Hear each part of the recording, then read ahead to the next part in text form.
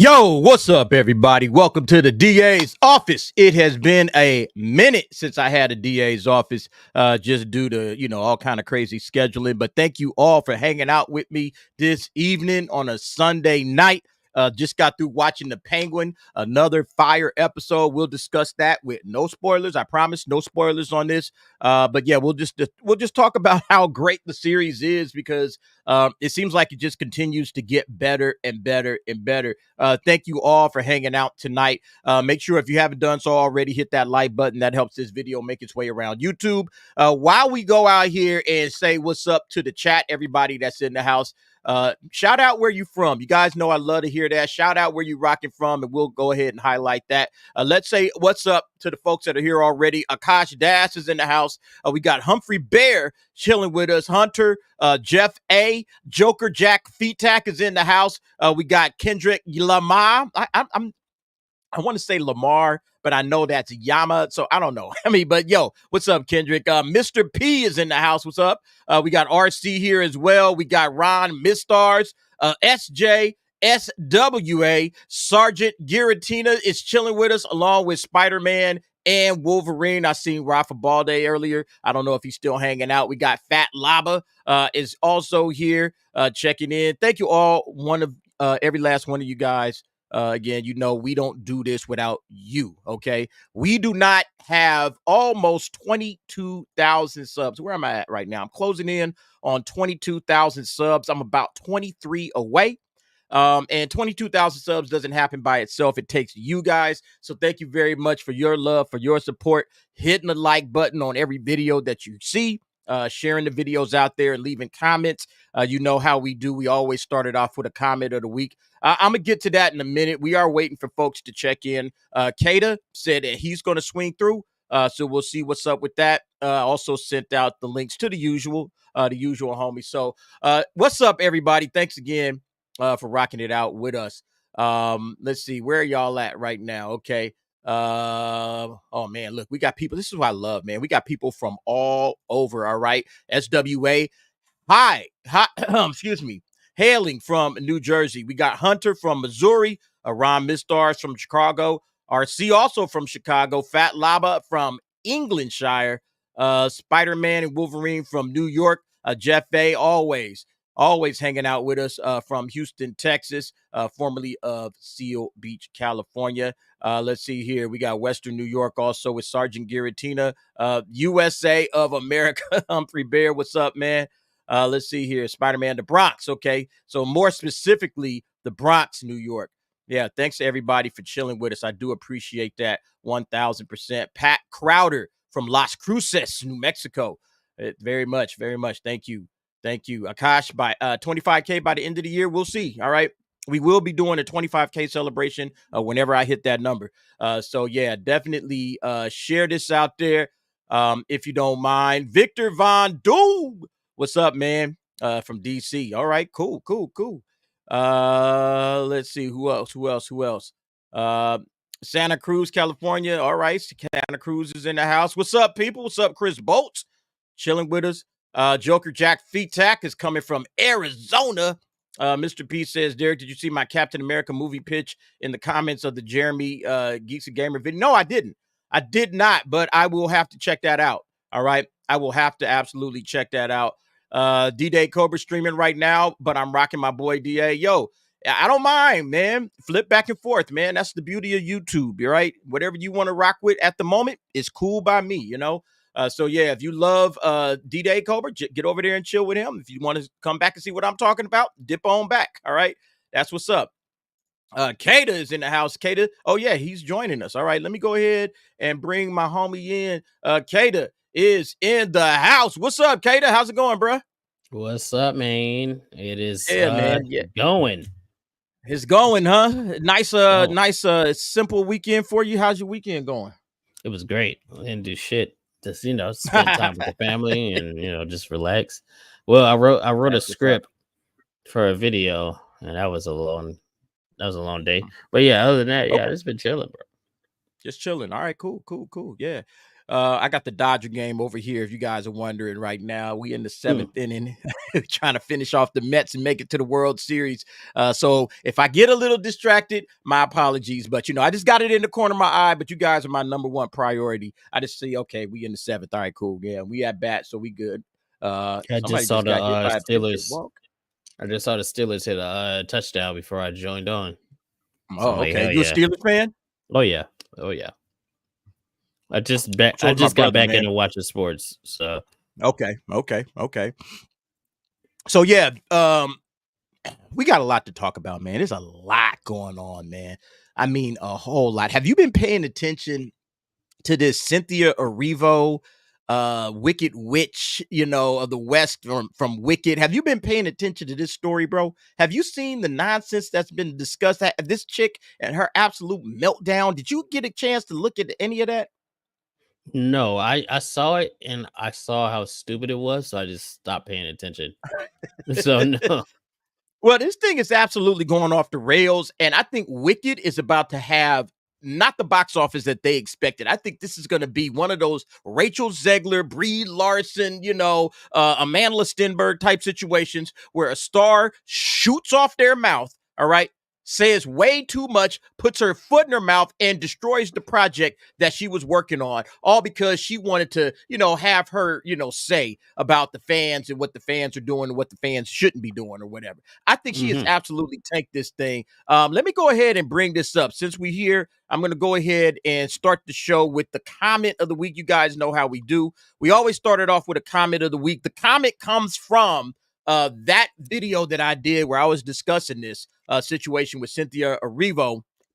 This is from Zorgon the Bold, who says, if I was the fan that did the remade poster, I'd be damned if I go see the movie after that.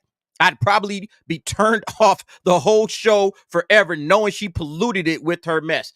I think this is a lot of folks right now. A lot of people are feeling this way about this movie. Look, Wicked ain't on my radar. I wasn't going to go watch it anyway. But what I see is the same thing happening to fans, all right, of Wicked that have happened to fans of Star Wars, and it's happened to fans of Marvel, where the actors come out and attack the fan base because of some stupid ass reason. Like we saw that with Amanda Stenberg coming out with her dumbass diss track. We saw that. All right. We even had Ewan McGregor, came out slamming fans, because, people were criticizing the Moses Ingram character and they're, why are you criticizing the black woman? It's like, no, we don't like the character. The character of Reva is trash. It's a terrible character. And as a matter of fact, this whole show is going off the rails, but he decided to use that as an opportunity to virtue signal and say, no, I'm going to stand up for my black actress, even though she didn't need nobody standing up for her, And it's the same situation right here with this whole, this is absolutely ridiculous. Let me actually go ahead. Hold up real quick. I'm going to bring this up because I gotta set this up properly. So give me 1 second. I want to, since you haven't seen it or you haven't been paying that close of attention to it, let me get the actual side-by-side comparison. All right. So we're going to bring that up. Man, I'm still waiting on T. I haven't heard anything from him. Okay. So if I remember correctly from what I saw, she was upset because somebody made a remake of the poster that she was in and made it look like the original poster. And she was upset that they blocked out her eyes. Yeah, that's pretty much it. Am I remembering correctly? And this is the bald head. You nailed it. You nailed it. So here it is right here. Let me go ahead and share this real quick. Boom, boom, boom, boom. All right. So Cynthia Erivo slams fan edit of Wicked poster. Wildest, most offensive thing I have seen. All right. So that was the first thing that she had said. Now, here's the original poster. This is what the original poster looked like. All right. Not the original, the one they made for the movie. Now, the fans said, well, the one that they made for the play is different. She's smiling. She has the hat pulled down over her eyes, so you can't see her eyes. And then Glinda, the good witch, her hand is up a little bit. So somebody decided to say, well, let's go ahead and make a version of that, which is this. All right. Which is actually a pretty good poster. Which is solid, right? And it's supposed to match this. This is the OG from the playbill of the play. You know, this is the OG one that everybody got when they went and watched this play, you know, to get the playbill and you know, the little program. And this is what's on the cover. So they said, well, we're going to go ahead and change this into this. But as you can see, there's some words up here. This chick had an absolute meltdown. I'm going to go ahead and blow this up a little bit so we can read it. All right. So this is what this chick said about the fan update. This is the wildest, most offensive thing I have seen, equal to that awful AI of us fighting, equal to people posing the question, is your pussy green? Because that's what the people have been asking that question for years. Yeah, that's a meme, dude. That's been a meme forever. I don't know. It's been going on forever. None of this is funny. None of this is cute. It degrades me. It degrades us. The original poster is an illustration. I am a real life human being who chose to look right down the barrel of the camera to you, the viewer, because without words, we communicate with our eyes. Our poster is an homage, not an imitation. To edit my face and hide my eyes is to erase me. And that is just deeply hurtful. So this chick went out and had a full-on meltdown. Oh, gosh, she's so narcissistic, dude. Oh, bro, narcissistic don't even begin to cover it. This chick is out of her goddamn mind. She is slamming the fan edit. Wait, isn't that the bald head black chick that was in the Pinocchio movie? Oh yeah. Let me bring up her so y'all can see what she looks like without all the makeup and all of this and that. She let's see where she at. Yeah, let me bring this picture up. Yeah, this is her right here. Okay, this is her right here. So Cynthia Erivo, you know, and this is her showing this whole thing. This is her, and fans are like, hey, look, a lot of people were excited to see her in this role, you know, even though it's a race swap, but the fans of Wicked didn't care. The fans of Wicked didn't care about the race swap. They was cool. They was like, yo, I think because she's a Broadway actress, I believe. Yeah. Say, hey, man, I'm down for the Broadway actress, Cynthia Erivo, even though it's a race swap. I'm down to see what she can do with this character in a play that I love. And then she comes out and attacks the fans. It's one of the dumbest moves I've ever seen in my life, man. I don't even get the offensiveness. Like, she just made whoever made it just made an homage to the OP. T, get your ass over here, bro, so you can talk. She does look like Martian Manhunter right here, honestly. You know, but yeah, like you were saying, bro, it's an homage to the OG poster, so I don't understand what's there to be upset about. And this is somebody who likes what you are about to be in and wanted to see it. Why would you do that? That doesn't make any sense. They are the person that did this is clearly a fan of Wicked. All right. And they posted this up. If I can find it, I'll show you guys. They had initially took down the post of this fan edit. They initially took it down. Then they said, nah, fuck it. I'm putting it back up. I'm going to put it back up because, damn it, you know, I didn't do nothing wrong. I didn't do anything wrong. I love Wicked, and I'm still going to go and see the movie, but I'm not afraid or ashamed of what I did. I'm going to go ahead and put it back up. She can feel any way she want to feel about it, but it's going back up. That's what the person that did it said, because I guess a lot of people were taking credit for it. A lot of people, oh, yeah, I feel offended. Like, bro, you wasn't the one that put it up there. That was my edit. So that person had to come out and put it out there and said, okay, that was me, and I'm going to go ahead and put it back up so that, you know, even though Cynthia Erivo may feel some certain kind of way about it, you know, it's still good. It's still a good edit, and a lot of people were praising it because it actually does look good. It's like, hey, man, this is solid. You did a really good job. Poster. That is a good poster. So anyway, so now you got Cynthia Erivo. Like, you know, people are hot. People are pissed. Let me show y'all this, all right? So this is on Twitter. This was posted up a couple of days back. They're saying, yeah, together we're unlimited. Get your tickets for a Wicked movie on November 1st. And they show the hand, you know, the Wicked Witch and Glinda holding hands and all that stuff like that. I guess, you know, they friends or whatever. All right. Already, you know, Sean said, I'm just here for the comments because he already knew the comments was about to be off the chain. Everybody, why are you erasing her? Oh, she's been erased. Like, people are already clowning. People are already clowning. I didn't know if this was like a troll, like if people were serious about it or if they were trolling. Nah, they trolling her. They trolling her. Oh, she's been erased. All right, where's her eyes? You're gonna see this shit. I'm gonna get in so much trouble. They took her damn hand. They blacked her hand. So now people are just making trolling posters just because. Yeah, man, the internet has no chill, and she should have known better. All right. Tobey Maguire, gonna cry meme. He's just holding a damn can of Pringles. I love the internet, man. I love the fucking internet, man. They never miss, man. Oh, man, I'm just going to leave this right here. Everybody, you erased her. Oh, so now we're just erasing her? Like, everybody, look, sexy green. If sexy red was really sexy green. That's so good. Hey, hold on, send me that, bro. I need that. That's a good one. Yes, send me that. Look, he like, put that in my inbox, man. Hey, that's so there it is, man, in the inbox right there for you, bro. My booty hole brown. Oh man, it's too damn funny, man. It's okay, people.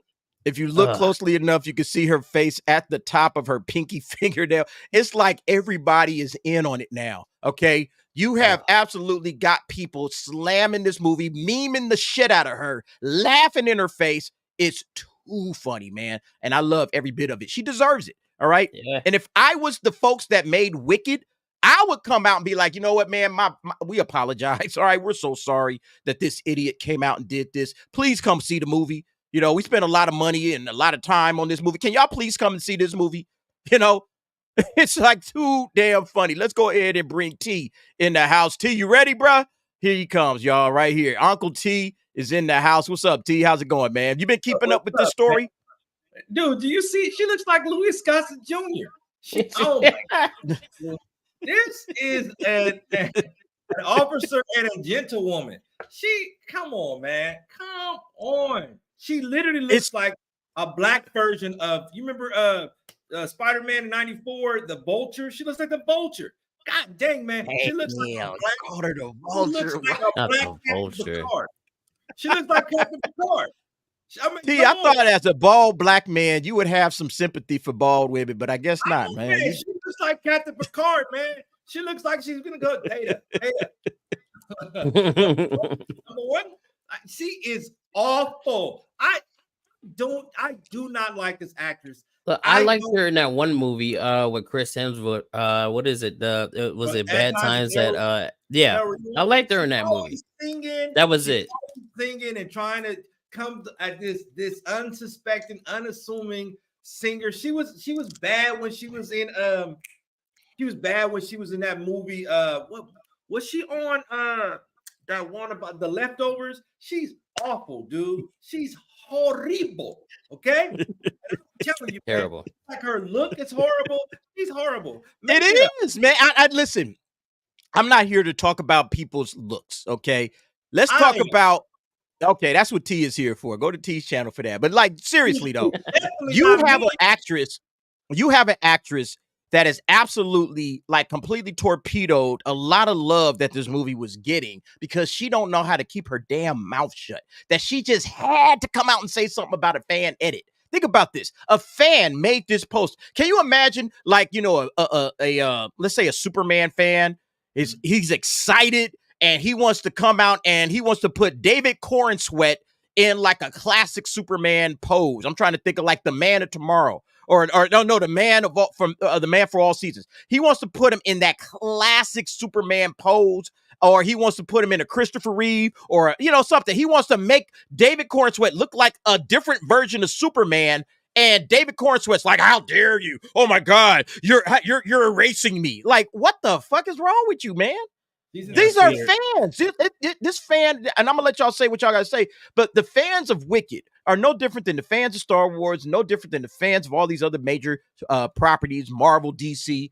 They love what they love, and they are here to support 1000% until you piss them off, And then now that you've pissed them off, now a lot of cats are like, "Man, I'm not even checking out for this, man."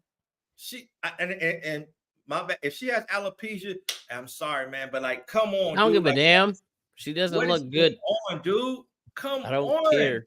You know what she looks like? She looks like Freddy Cougar I don't know if it's before or after, man, but she definitely looks like she's you might want to be careful scrolling through the replies. You might get I'm gonna be real penis careful, in man. Yeah. Let me go ahead and dip out real quick. It might be a whole penis in there, bro. Oh my God. Out. No, yeah, you damn right. This is Twitter, right? This is Twitter. But yo, I mean, I'm just tripping off of that because, like I said, like this person said, let me bring back up the comment of the week. Like this person said, if I was the fan that did the remake poster, I would never go and watch this damn movie. Oh God, you have lost a fan. And I would come out and say that. I would make it a public. Now the person came out and said, nah, I'm gonna go and watch it, but I never would. You ain't gonna insult me like that. So emotional too, dude. We gotta stop being so emotional as fans too. She made a mistake. Let her know, hey, it was a mistake. It wasn't like that, man. Everybody is so harsh on everybody, man. Everybody is like just tensed up, man. We got to go out there and release or something, man, because it's like all kind of pent up energy, man. She can't make a mistake, dude. She's already got the L. She's got a bald head, looks like Picard. I mean, what are we talking about here? Like the bald chick. You got to give her some love. She got a bald ass head. I don't know if she with the lights on. You definitely. The lights, if she went to reach for the light switch, get her hand popped. Never, dude. Definitely would not tell her, Alexa, lights on. It'd be, Alexa, keep the lights off. Just not cool. She's not gonna make it. That's a paper bag one. That's a paper bag one. He's a -6. -6. Negative. Sydney Sweeney looks better than her. Sydney Sweeney. Wait. Let's put it in a poll for T. Hey, everybody, let's get a poll going for T. We got to get a poll going for T. Take the gloves off, y'all. I'll take the gloves off for real, man. And I will, man, lambaste this thing if you want me to. All you got to do is I can push the button. I can push it. I can push the button. Just tell me what you want, and I will push the button. All right, so we got a poll going, ladies and gentlemen. Who would T hit first? Sydney Sweeney or Cynthia Erivo? Go ahead and answer the question. Who would T go after first? Who would T hit first? T, would it be Cynthia? Would it be Sydney? Who you going for? Look, he got to think about it. T, wait a minute. Hold on. Time out. T, you really got to think about this, bro? Do we need to bring back up the picture? Let me find her ass again. Show the body. Let's go body for body. All right, let's go after the body. Let's look at the body. Let's look at the body. My God. You know, I like the bald head chick on what's her name? She got a donkey donk on what's her name? On Agatha. So fair, you know what I'm saying? I can't just. I'm not a Sydney Sweeney. I don't have a good. I don't think she's got a good dude. Like shot. No, that's whatever. I think this is going to be Sydney Sweeney for you, bro. I don't see a good a Dr. Squatch commercial. She's okay. All right, so look, here's oh my God. Sid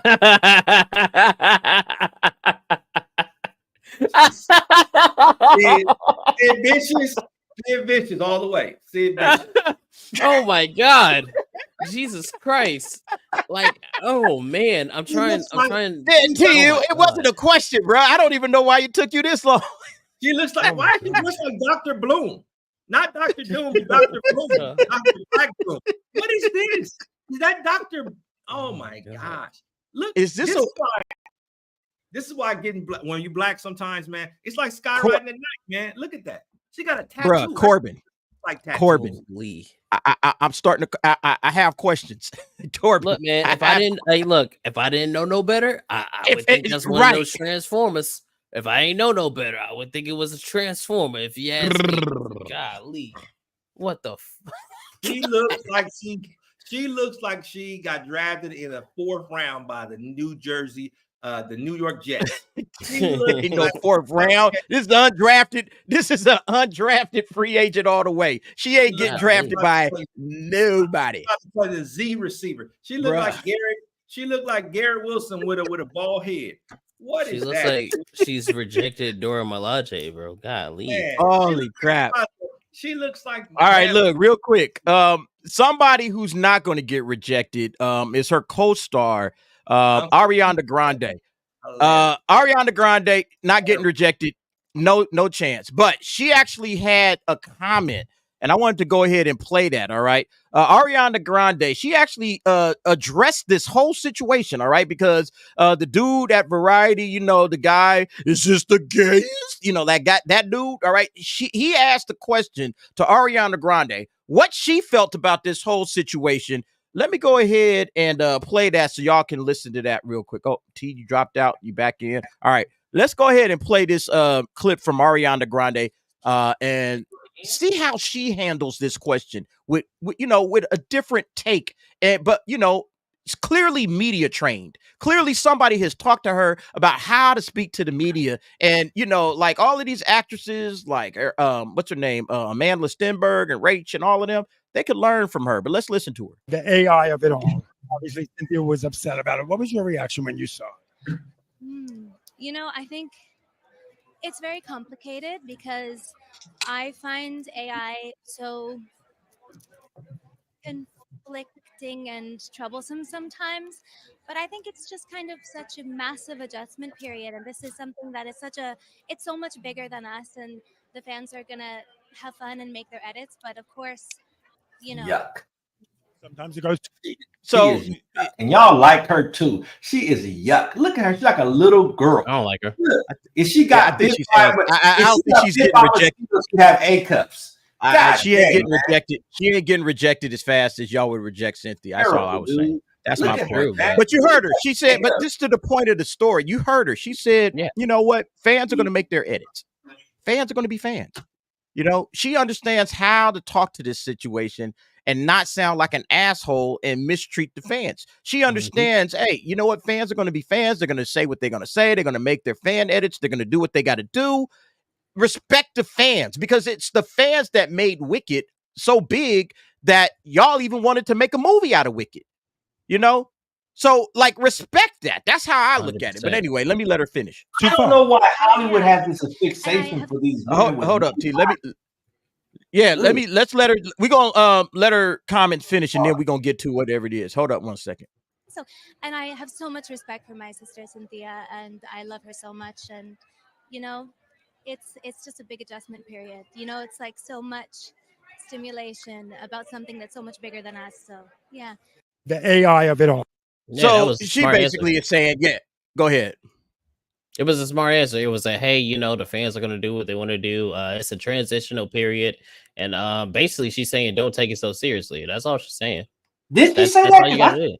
My brain didn't hear that. My brain heard like, you know, goobly gobbly goobly goo. Like that's like, like I didn't hear that. Like maybe I can't take her serious because somehow she's a woman, but she looks like a little boy. Like she, come on, man. You fix your nose, but you won't fix your boots. Like throw some A cups or B cups on there or something, dude. Make me believe you look like a woman. She looks like freaking the Nutcracker, dude. Come on, y'all like that crap, man. What? Hey, man, I remember when girls used to be organically beautiful, dude. Sure, they didn't hold up, dude, but it's like an old Mercedes, man. It's still a Mercedes, you know. It's not gonna hold its value, dude. But look at this new model that y'all making, dude. What is that girl, man? That girl is trash, dude. Y'all like her? Ugh. Come on, man. They like neck and neck. We wasn't listening to her we wasn't listening to her commentary so we could judge her looks. We was listening to the commentary so that we could discuss this topic about fans, all right, and how fans are being mistreated by the stars. All right, that's what this whole you got completely off the rails, man. Why wouldn't the fans get treated poorly? Hollywood is upset with the fans. They're not doing anything to embrace the fans because they don't know how to control the media market. They're not ready to control the comment box. They can't do it. They're probably having secret meetings with Twitter and YouTube and all other social media networks saying, hey, man, how can we curb this, man? Free speech is going to be gone, man. That's what this is about, man. It's an attack on free speech. And you got people in their feelings, dude, because a few hundred fans say, hey, man, I dislike your role, dude. They're not ready for criticism. Just like her, man. She's trash, dude. Get her out of here, dude. All of them. See ya. No, I don't disagree, man. I don't disagree with what you just said. I miss the days of Playboy. I miss the days when, hey, you know, you can actually see a woman and dang, man, she'd be beautiful and have a nice body, dude. But those girls get drowned out because they want to see these man. you know what? She like a little boy with long hair, dude. Come on. But that's what y'all like, dude. Y'all want to be cool, dude. So what about what she got to say, dude? She made her whole living. She should be thanking the fans. They should bow so hard their knees touch their forehead. They should be happy the fans are watching stuff, dude. Well, that's my point, right? Is that you have an actress attacking the fan base that built Wicked up to the point where she could get a job playing the Wicked Witch of the West in a movie. And she's attacking the fans for that. She's attacking the people that's doing a simple fan edit. I heard John Campea, and he finally said something that made absolute sense, where he says, hey, Cynthia Erivo is now the poster child for, hey, we need to take this chick's social media over. We can't talk. We can't let her talk. We got to remove her social media and she can't have it. All right. And we've been saying that about Rachel. We've been saying that about Amanda Stenberg, Brie Larson, all of them. All right. These actresses, I don't think they're getting information. It's weird that you never see that from the guys. The guys, with the exception of Ewan McGregor, always seem to understand, hey, man, just keep your damn mouth shut. You ain't got to say nothing. Just keep your mouth shut. Let the fans be fans. Do you actually think they're getting all the information they need? This girl is probably getting last minute information and then throwing something up, man. I think when we twist them and we don't get the whole story, man, because the whole story deserves to be told, man, as opposed to her just being reactionary based on what she said. I probably would be like that too. I'm like, whoa, why y'all change that, right? But she's not getting that information. It's just, oh man, she's upset. You're getting her reaction instead of a response to something, man. And it's a difference between the two. When we react, when you respond, you take a moment, gathering the information. Hey, say for a moment, hold on, let me gather my thoughts and I'll get back to you. That's how you respond.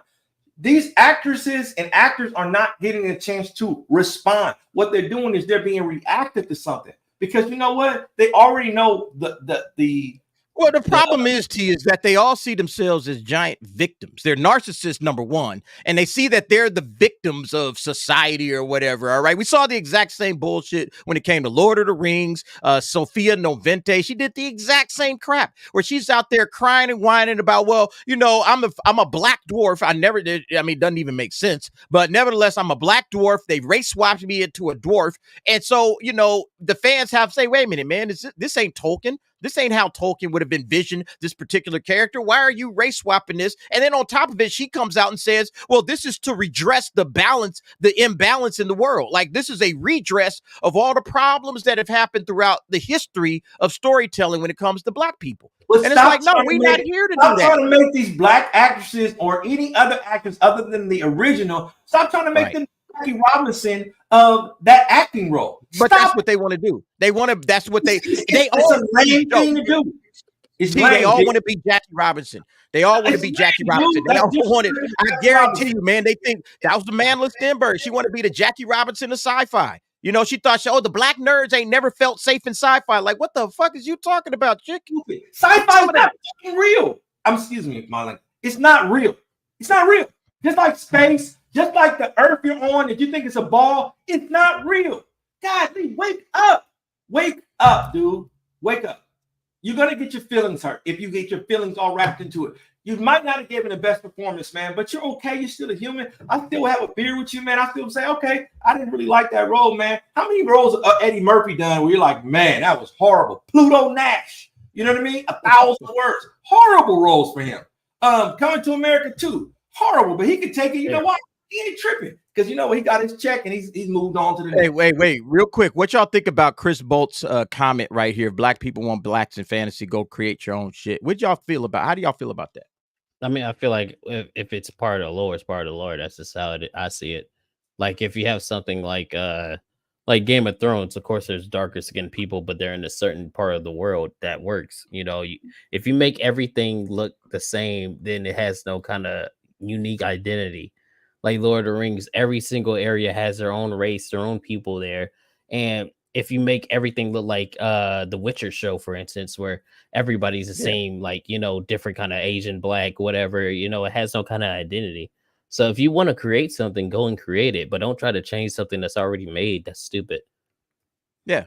Okay. Thank you. Yeah. That's how I feel about it too, man. It's like, create your own. I'm a writer. I believe in that. I believe in I would hate if somebody took a work that I did, some writing that I did, and just kind of took it and did whatever they wanted to do with those characters. Hold on, man. I'm gonna push back on both y'all, dude. The reason why this whole woke thing even got what it was originally intended is saying, how is it a room full of 50 plus writers, and you mean to tell me even in the future, black people gotta lose, gotta be number 2, gotta be underneath, can't be ruling shit too, can't be doing like that? It's gotten all confused, right? But when you're a sci-fi person and you got fantasy and stuff, man, you want to see yourself in it sometimes, man. But mainly you want to see good content. I think if the acting is good, it takes care of itself, man. Sometimes it just doesn't work. Just like if you're white, it doesn't work. Just like if you're green, if you're in this instance is green, purple, gray. Get to the material. If the source material calls for somebody to be an actor, then do it. They better put their whole foot into it, man. But a lot of this stuff is sensitivity training, man. This is from an emotional standpoint, man. And I'm not quite sure where they want this to go. This is a dead horse that's been going around for the last 10 years, man. Cut it out. Cut it out. I just want to see good content. And if you want to make stuff, what we all want. People, you want to make stuff for green people. If you want to make stuff for everybody, great. Look, the world is all inclusive, but everything isn't all inclusive. So just think about that. Real quick, we got a super chat right here. Thank you very much for the €5. Waffle Ball Day. I know that us doesn't mean black people, does it? Who is she speaking on behalf of with her bald head looking like Skunk Anansi's lead singer? I don't know who Skunk Anansi is. Y'all, if y'all have any knowledge of that, y'all know anything about Skunk Anansi? I have no idea. No, I disagree with his second part. Who is she speaking on behalf of? Yeah. The Jets are going to go to D3. They're going to go to NAIA football. The Jets. Yeah, they're getting their ass whooped right now. It's great. They're getting their ass whooped. Yeah. Dodgers almost about to close it out, man. I hear folks popping the fireworks over here already, man. It's about to be wild out here in LA going to the World Series. Yeah, Rafa. Yeah, again, I agree, man. It's like, I don't know who she's speaking on behalf of. I don't know who is she trying to stand up for. But at the end of the day, look, we want good characters, good storytelling, and, beyond all of that, treat the fans with respect. And that's really the whole reason I'm even bringing this up, because she disrespected a fan base that I don't even know about, or I don't even care about, but I understand their pain when they're coming out and rejecting her, because this has been going on in our franchises for decades. All right. When you're talking about Star Wars, when you're talking about Marvel, we have been absolutely put through the ringers, the fans, DC, etc. We've been put through it. And I understand where these fans are coming from, because they have absolutely slapped fans in the face. You guys know me, man. I'm going to always stand up for the fans. Listen to the fans. I'm going to always stand up for the fans. The actors, those actresses, they're getting attacked by stuff. See, what we got to include, man, is they're getting brutalized by the part of the fan base that is kind of like vicious too, man. So it's going to happen, man. Like, the thing about it is, like you just said, Ariana Grande has a publicist, obviously, who deals with that stuff and says, hey, these people need to hire better publicists, man. You getting all my money, you might as well take care of me. We're not. All right, let's move on. We actually have spent 45 or damn near half an hour talking about this one topic, and I did not mean to spend that much time on it. I want to move on to this because I'm sure you guys have already heard the word of Creature Commandos. Okay, let me go ahead and share this. Creature Commandos dropped a new trailer. Did you guys have a chance to watch it yet? Because we're about to watch it right now. All right, let's bring on the homie Cyfax in the house. What's up, Cyfax? What's going on, guys? How you guys been? Hey, good, man, good. Have you seen the Creature Commandos trailer?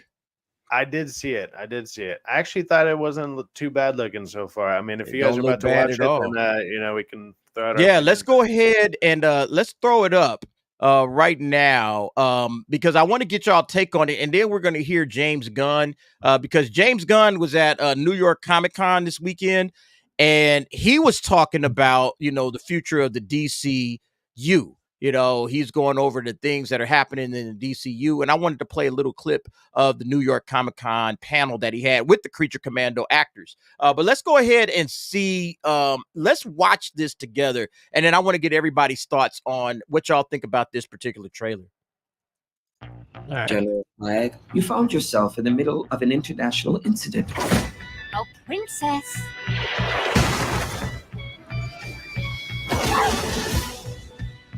The United States is in the business of saving the damn world by any means necessary. What in the holy hell? Congress said we can't use human prisoners. These assholes aren't human. Do you understand me now? Who is she? We call her the bride. I was born here. Can you pause real quick? Who's Jason and the Argonauts? It's Dr. Phosphorus. Why are you doing Hey, DA, can you pause it real quick? What is Animation wise, it looks pretty good. The animation. I do like the animation. I think I read somewhere that the people that did the animation for this also, excuse me, did the animation for the boys, or not the boys. Invincible. Something went down the road. Damn, Invincible. Yeah, Invincible. Yeah. Yeah, I mean, I think it for looks good. So I just want to know what are they doing, because obviously that's what's her fucking name, Viola Davis again. So like, who is he bringing into this new universe? Like, is he keeping her? Like, what's the reboot process? Because this is going to be the first like project for the DCU. So how does that work? You know, like what? Yeah, I mean, I think she's still Amanda, and they're bringing in Peacemaker. So because they're doing Peacemaker season 2. Yeah, they're doing Peacemaker. And Peacemaker season 2. So obviously, right? Yeah, and then Suicide Squad. So I think eventually what they're going to get to is they're going to say that James Gunn's Suicide Squad kind of kicked off this universe. I feel like that's what they're going to do eventually, and then they're going to bleed it into all this other stuff. Because like you said, Amanda Waller is here. Some of these characters will be in James Gunn's universe. So if you're blending these universes together like this, I feel like eventually you're just going to be like, all right, man, that was the beginning of the official DCU. They're eventually going to retcon that situation into that, but we'll see. All right, let's keep going. Man. Whew, I'm tearing up here. Yeah, drink some water. The weasel. We know it has what it takes to survive. That's Nina Mazursky. Daddy? Last one is G.I. Robot. Cheers to the tenure.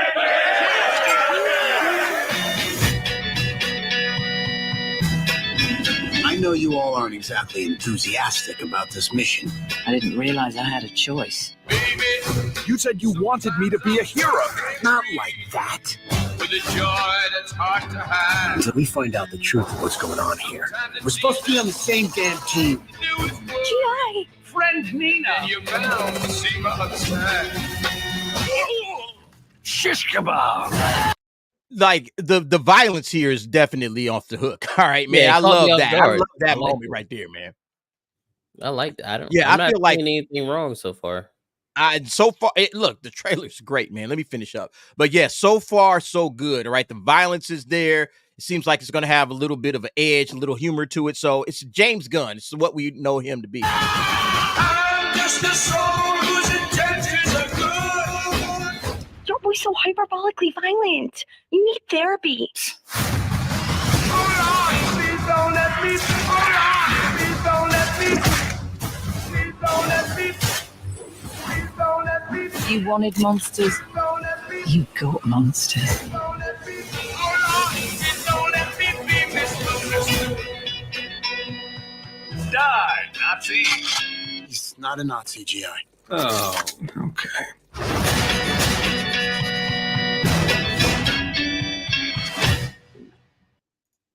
All right, so that's that. I listen. Oh wait, yeah. So thoughts. I think it looks interesting. I wasn't interested before, but it looks interesting. I want to watch it. I mean, I like good animation. I like good American animations, you know, like Invincible and things like that. So I mean, hey, it caught me off guard with all the violence and stuff like that. And I'm pretty sure that Frankenstein chick, yeah, the fan art is gonna go crazy on her. So yeah, I think it's gonna be. I'm gonna watch it. I think it looks pretty good. Oh, you talking about the bride of Frankenstein? The bride. Yeah.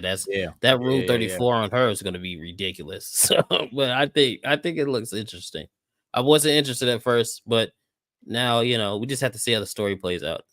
I'm not going to say it looks like terrific, but it doesn't look bad. Okay. Who else? T, Syfax, what y'all got? I think overall the animation's actually pretty solid. Like, for some reason about this trailer, I think it actually looks better than the first trailer. Like, the first trailer didn't look very good at all. Like, something, I don't know, maybe there was like in the early production of it. Yeah. And like James Gunn is good at like ensemble type of stuff, which is why I understand a lot of people's hesitation about the Superman movie, because it's like, yeah, we just want to see Superman or whatever. And now he's throwing in a bunch of other stuff. But when it comes to like unknown kind of random characters, it's like, you know, you can look at Suicide Squad. It's like, he made me care about a character named Ratcatcher. You know, it's like, that was one of my favorite characters. Sorry, there's people watching the baseball game downstairs. But if I don't know if that's picking up through the mic, but. Oh, yeah. No. They blowing it up over here, too. Yeah. Okay. They blowing it up over here. So the game must be over. Yeah. Here they go. Yeah. So they launched them off. So, yeah. Dodgers in the World Series, baby. Let's go, man. Dude, an old friend of mine actually plays on the Yankees. I believe he's still on the Yankees. Juan Carlos Stanton. He's an old friend of mine. Oh, really? I grew up. Okay. I grew up playing baseball with him, and like he was a neighbor and whatever. He's like, he played on the Marlins, and I believe he's on the New York Yankees right now. So if it's Yankees versus Dodgers, it's like, oh, dude, as much as I live in LA, and I'm more of a Dodgers fan. My grandma was, everybody in my family is, but I'm like, well, I still kind of want to see Juan Carlo do well, man. He's, like I said, he's an old friend. So, I mean, he's making millions of dollars. He's doing better than I am for sure, but whatever. All right. Well, we'll get back to the Dodger game in a minute, but I guess, they won 10-5. Yeah. All my homies is hitting me up. They blowing my phone up right now. Look, I wanted to bring this up. Okay. Wait, T, we haven't heard from you. Your feelings on the trailer. It was, yeah, I agree with Syfax. This is better trailer than number one. I'm not really a fan of the animation style. It's okay, because I like to draw. I wish it was like more in depth detail. It looks like it's probably going to be a female led cartoon series, man. But so far so good from what I've seen from this trailer. It's a step up, man. I mean, we're looking for nuggets of just goodness at this point, right? I think this will bleed into next year. I don't know. I'm not sure if Peacemaker comes out next year or not, or is that 2026? But you're gonna need something. Yeah, I don't think it comes out next year. I think it comes out in 26. They haven't started shooting it yet. They're going to start shooting Supergirl. Well, let me get to this, okay? Because James Gunn was actually at New York Comic Con, and he was dropping some nuggets. All right, he was telling us a little bit about the upcoming. Did you watch this panel? No, he wasn't, man. I heard about it, dude. No, he wasn't. I just watched a few. I watched a few. Well, we got a couple of things we're going to listen to. First thing I want to do is hear his experience on working on Creature Commandos, so you guys can kind of get an idea of what James Gunn felt about the process itself. This is better than myself. This is the best experience I've ever had on any project I've ever worked on, including Guardians, including the Avengers movies, including anything. And I just have been so proud of just everybody has come together in such a perfect way. This cast here, the guys over at Bobby Pills who did the animation, Dean and Rich and the guys over there, the guys, Peter Girardi and the guys at Warner Brothers Animation, everybody really pitched in to make it something beyond, I think, what any of us expected. And I think the cast felt that way too from all the text I was getting when they saw the first 4 episodes. And it gets even better after that. So, okay, I want to get to the cast, but so they basically said that the first 4 episodes are dynamite. Like, it's some of the best shit they've ever done or they've ever worked on. Like, all of these cats were saying that. That's what they always say, right? Like, they always say, oh, yeah, it's the best thing I ever worked on, man. You're going to love it. Like, they always say that shit, right? But there's something about this project. Yeah, I mean, that's what they're supposed to say, right? James Gunn said that The Flash was one of the best movies he ever saw, Sure so you got to take all of that shit. Yeah, you got to take all of that with a grain of salt. You have to. But it seems like, again, based on the trailer, there's some legitimate, good work that has been done here, with Creature Commandos, and it is launching off the DCU. All right. It launches this universe. So this is coming up. What day is this coming up? I forgot this. It was December like something. December, the mid-December, something like that. Yeah, it doesn't really say it here. I think it's December. I think it's early December, if I'm not mistaken. But yeah, he basically is saying, yeah, this launches off the DC universe. And then he gets to this part right here. And this is really what I wanted to talk about. All right. Where is it at? He gives us some updates on the DCU as a whole. All right, the universe and everything, and what his expectations are for that. So let me go ahead and play that, and then we can talk about it. Speaking of other media, James, you've been a busy man. There is a lot on the DCU plate. Yeah. Give us some updates. Let's start. We've been talking a little bit about Peacemaker. We just saw there's a new helmet for our Peacemaker. So, well, it's an old helmet. It was from season 1 that Steve Agee took from season 1. So, not a new helmet. It's an old helmet. Fair enough. So there are new helmets, but that's not one of them. Yeah, Peacemaker we're shooting it now. I shot till late last night and then came in today for this. I have to go back and shoot on Monday. The new series has been going exceptionally well. Somewhere we have Greg Mottola in the audience, who great director of Superbad and other fine films, who directed 2 of the best Peacemaker episodes ever in episodes 2 and 3 of season 2. And it's going exceptionally well. John Cena has improved as an actor in a way that I have, like honest to God, I have never seen anyone who has gotten so much better in such a short amount of time. He was great in the first season. And the rest of the cast is all there. The 11th Street Kids, as they're called, and we're having a great time shooting that. And it's a very different season of Peacemaker, very magical. So Peacemaker season 2 is coming. I messed up on that one. They are shooting it now, apparently. I think that his work in Peacemaker season 1 was great. Peacemaker season 1 is one of the better superhero seasons. If you're talking about a season of superhero content, it's one of the best. All right. It's phenomenal. And it shows that James Gunn clearly understands what the fuck it is he's doing. All right. He understands superhero content. He understands the fans. He understands who he's making this content for. I think that's very important because a lot of people, they'll get wrapped up in the fact that, hey, this guy isn't sticking to the original design of this storyline. They're diverting away from the storyline. I don't really care about that. I care that you understand what I, as a superhero fan, want to see. That's what I care about. All right. As long as you understand the fans and you understand the characters and you understand what it is that we expect from those characters and from these storylines, in my opinion, you can kind of do whatever it is you want to do. You don't have to stick to the script, because think about it, man. There's been a lot of comic runs that we haven't liked. There's been a lot of comic book, 12 issues of a comic in a year. It's like, man, that was trash. Like get back to the other writers, the previous writers that actually knew what they were doing. There's been a lot of those guys. But to me, if you know how to write for superhero fans, I think that, and clearly James Gunn does. In my opinion, you can kind of do whatever it is you want to do as long as you understand your fan base. And it seems like James Gunn does. How did y'all feel about that? Are you excited for Peacemaker 2? At all? Like, where's your interest level with that?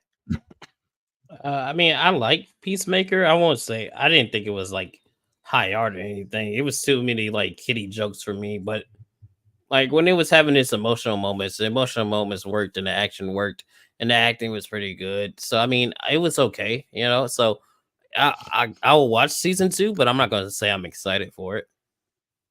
Okay, T. I'm excited for Peacemaker 2. I think he just makes it all. He makes this whole thing be all about him, man. He's the goddamn president, dude. Like somebody else, come on, like you don't hear from other directors about this. Like it's all about him, and the way they piecemeal it, it feels like this. Why did we change from the Snyderverse to this thing, man? You're still giving me this thing like one at a time, slowly. It's a slow drip, man. A slow drip for a company that has all of its characters. The characters aren't like mined out to Sony or Amazon. They own all their characters, and we get the weakest content, man. The weakest content, except for Penguin, which is great, man. But like, and when they do come up with something, they take their time on. I agree with you, dude. You said this a long time. They get it right when they take their time, man. At least James Gunn's so far, or like, you know, Matt Reeves or whatever. But dude, he's not talking about, you didn't play me anything. He's talking about Superman or about anything else, man. He's there's more to come. There's more to come. We're gonna keep listening because he does get into Superman, as you can see coming up right here. As a matter of fact, sci-fi. Wait, hold on. Before you play it. Okay. Missed the opportunity in July at San Diego Comic-Con. So he better bring the heat with this one. And you know what, man? As far as I know, man, we don't need a fire extinguisher right now. Okay. No all right. Sci-Fact. Any comments on Peacemaker season 2 before we get to Superman? So overall, I ended up liking Peacemaker, the show. At first, I didn't like how they kind of almost just took like the funny elements from the Suicide Squad movie and just made that his character. Because in the first one, he's actually kind of like he's kind of like a serious agent. Like he's like all pro. He's all for the establishment. Like he's all that, like whatever in the movie, because you know it's like sure he's joking around throughout the movie, but then in the show it's just like no, let's actually just take the comedic parts and make that his character. And it ended up working in the long run, but you know the first couple episodes I was just like he doesn't seem like the same character from the movie I just saw, which I actually really enjoyed that movie. And it ended up getting me in the long run. I was like, okay, fine. Like this is who he is now. Okay, cool, whatever. And so I could see them doing some good stuff with season 2. Like I said, I'm actually a James Gunn fan. My biggest thing with that is like most of his movies are maybe solid 6s, solid 7s. Maybe like Guardians 1 is like a strong 8, you know what I mean? Yeah. And it's like with everything he does, like he does good stuff. Like it's enjoyable to watch. And I'm hopeful for season 2 if they keep going on the route that they were going. It could be interesting. It could be there's stuff that they kind of ended with that could lead to some bigger and cooler stuff. We'll see. And now that he's the head of it or whatever, maybe he has a little bit more pull. Maybe he gets to throw some more budget into it. Well, we'll see. We'll see. But I just ended the poll, by the way, ladies and gentlemen. I did just end that poll. T is going to smash Sydney Sweeney before Cynthia Erivo. I think we already knew that. So yeah, there's that. Okay, let's move on. Let's hear what James Gunn has to say about Superman, which is coming up next year. I'm just excited to see him back in the costume on the press tour again. I hope he commits. I know he will. He always does. Superman. We are very, very, very excited. Next summer, Superman. You recently showed off crypto. Yeah, we have crypto in the house. Yeah, crypto's been something that has been just amazing. We've been working with him in the edit, and he's just look. I'm gonna pass him up on the crypto stuff. He was mad at. T was so mad at crypto. I don't know why you hate crypto, man. I don't hate crypto. Wait a minute. We're talking about a grown man in this movie in tights, in a wrinkled suit, and you're gonna give me a dog first? Come on, man. He's your favorite character. How you gonna diss him like that, man? Come on. Huh?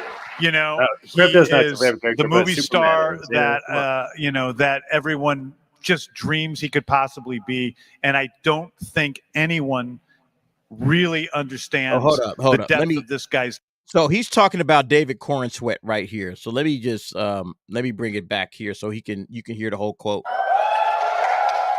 Is going to blow people the fuck away. Like, sexy. He is the movie star that that everyone just dreams he could possibly be, and I don't think anyone really understands the depth of this guy's talent. Dramatically, comedically, he's the best physical action star I've probably ever worked with, except for Yeah, take it down a notch. Except for Frank. Let's take it easy. I've heard Except for Frank. He's an amazing actor, and Rachel Brosnahan, people are going to die for her as Lois. Eddie Gathegi is Mr. Terrific. So it's really been it's been a great process. Where the edit is getting really close to being good. I mean, the movie's good, so it's like I feel good about it, and it's I'm really hard on stuff, so it's been fantastic. Is there any footage on you? Do you have the trailer on you? Nah, no, he didn't have any footage. Okay, so any comments on his thoughts about David Cornsweet as Superman, and where he sees the film at this moment? Any thoughts? Any reactions to his comments? His stutter on saying that the movie is going to be good or whatever. That was I'm sorry, that almost feels a little telling. Like I said, I'm a James Gunn fan, fine, but I don't know, man. If you're gonna stutter over something like that, you can't just be like, "This is gonna be great." Like he's amping it up in all the other ways, but he's like, "Well, the edit is almost good," and it's like, that's not a strong selling point, man. I don't feel that when he says that. That means man. they're gonna do reshoots. Well, James Gunn is famous for not doing reshoots. Like he does it all in one shot. So whatever's there is there. It's all done. Yeah. No, they already wrapped. Yeah, they've already wrapped. So I mean, if they're editing right now. Now, the question is, when is the trailer going to drop? A lot of people think that it's going to drop at a Brazil Comic-Con that's coming up in December. There's going to be a Brazil Comic-Con in December. A lot of people think it's going to drop during that Comic-Con. I hope so. All right. We need a trailer. We need a trailer before we get anything else, before we can really make any definitive, decisions on what we think about this movie. We need a trailer. All right. But I did think that, at least from his standpoint, he's saying that this movie is going to be, or at least this Superman is going to be physical. All right. He's comedic, but he also has some dramatic chops. I'm enjoying that. All right. I'm cool with that. Kata, you've been quiet. What you think, bro? Well, because I'm just like, well, you're not really saying much, because like you're not really saying anything. I can't go on your word, because like you said, he did say The Flash is one of the best superhero movies he ever seen, and that is complete dog ass. So it's like, okay, yes, I just need to see a trailer.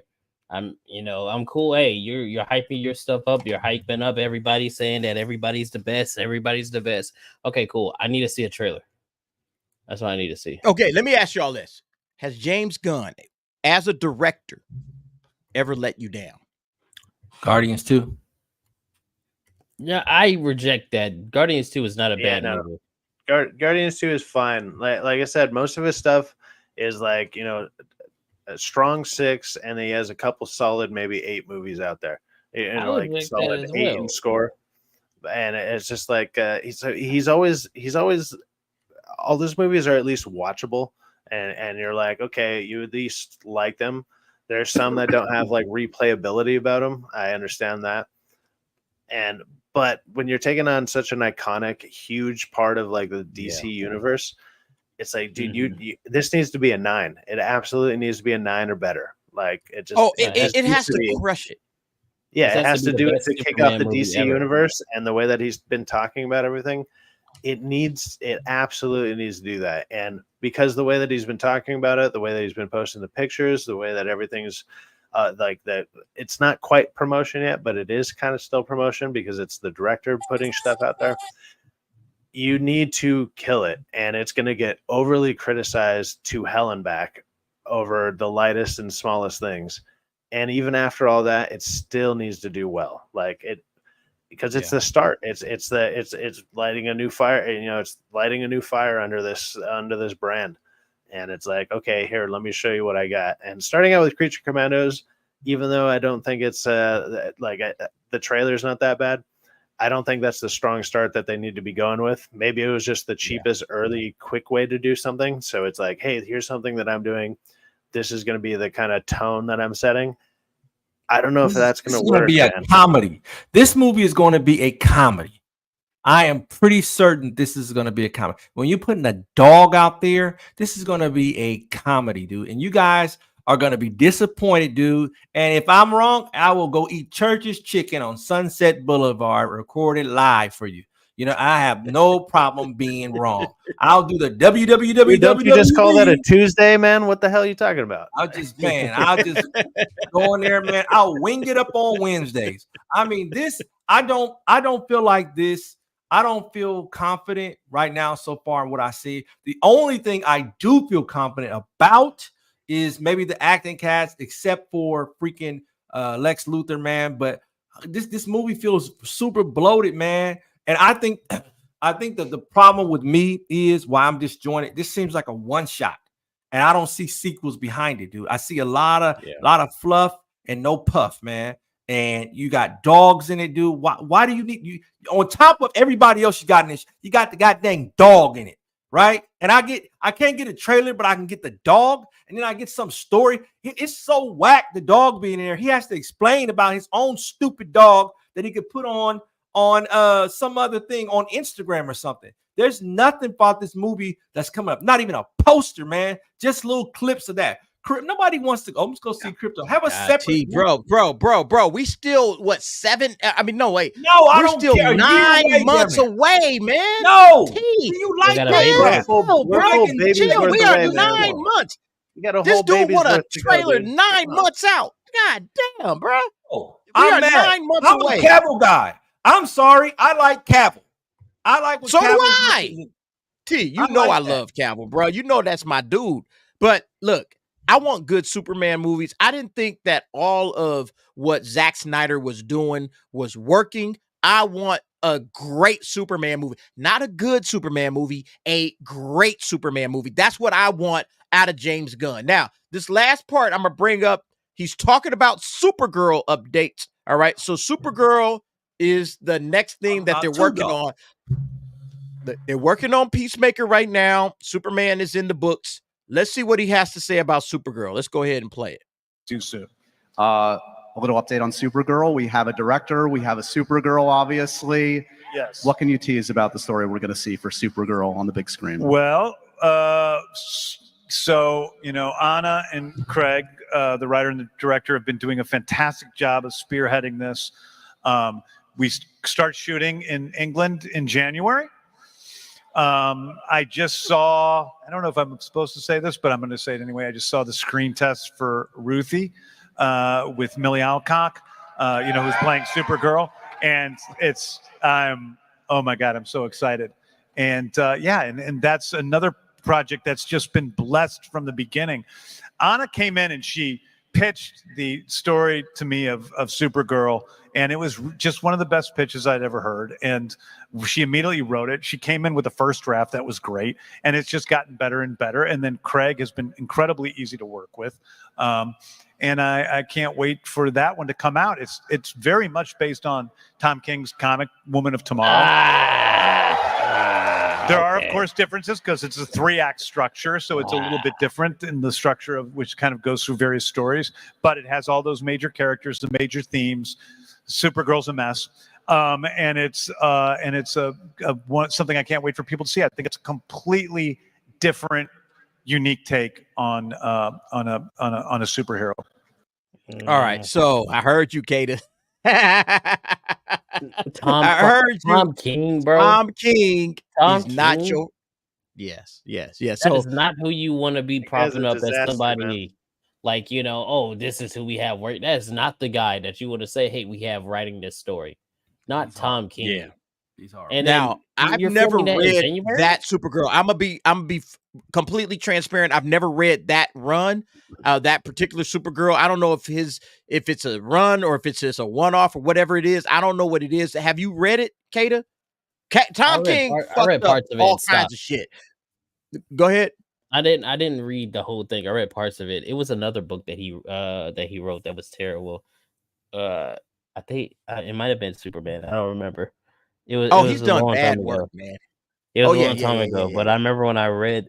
It was around the time when I stopped reading comic books because it was so fucking bad. So when I hear Tom King, I get sick to my stomach. So I don't really. That's not exciting to me. Yeah, his Batman run was trash. That's the only way I could put it. It is Tom King is like, he has the Midas touch of Beelzebub, where he just turns everything into shit. Like everything that he does turns to shit, man.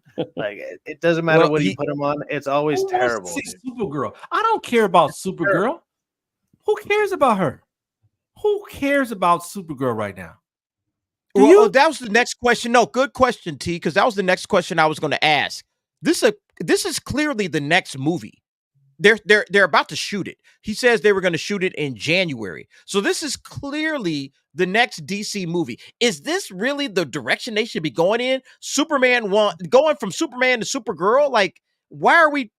I don't understand. Why aren't you getting Batman? Get your Batman going, James. What's going on here? If there is any, if there's any criticism that I have of James Gunn and the way that he's handling the DCEU or the DCU, I should say, right now, it's the fact that he is not getting the Trinity going. All right. I would have a Superman movie, a Batman movie, and a Wonder Woman movie dropping 6 months apart. All right. Making sure we got good writers, we got good actors, we got good directors, we got everything we need.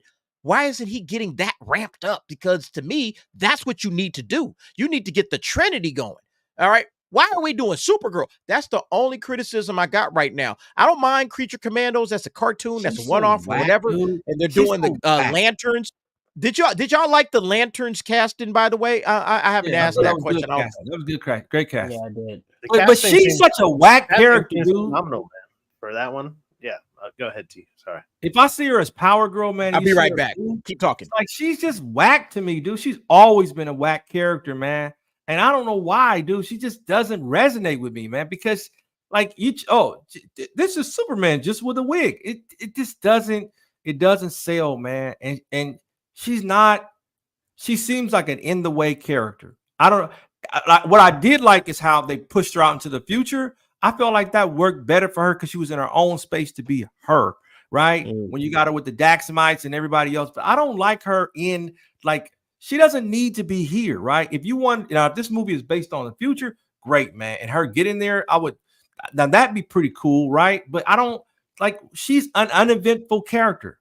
Uneventful character. And they've tried not solo movie material at all. Right. And they've tried to force her they've been forcing her in the comics since the 80s, dude, and forcing her character, dude. And she just doesn't write well on paper. Tell me a story when you're like, whoa, man, she does not belong in this universe with Superman on the planet. It's like, okay, why? Like, okay, is she handling on the East Coast and he handling on the West Coast? Where's she at? Like she's not good material, man. Not good material, man. And they can't even over sexualize her at this point, right? Why? Why not? Sexualize her. I mean, I don't care. Like, do something to make me interested in her. Other than that, she does not do well. Watch that Supergirl movie from the 80s. You're gonna be like, this is awful, dude. Awful. Terrible.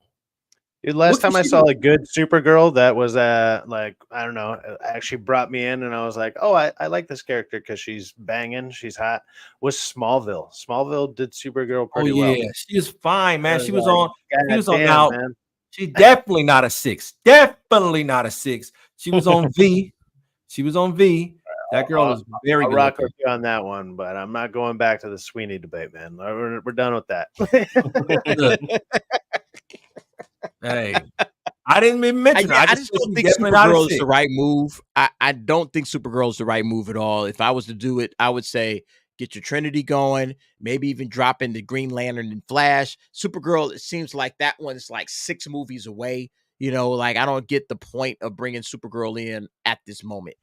So I think if there was any misstep that James Gunn has, it's that. All right.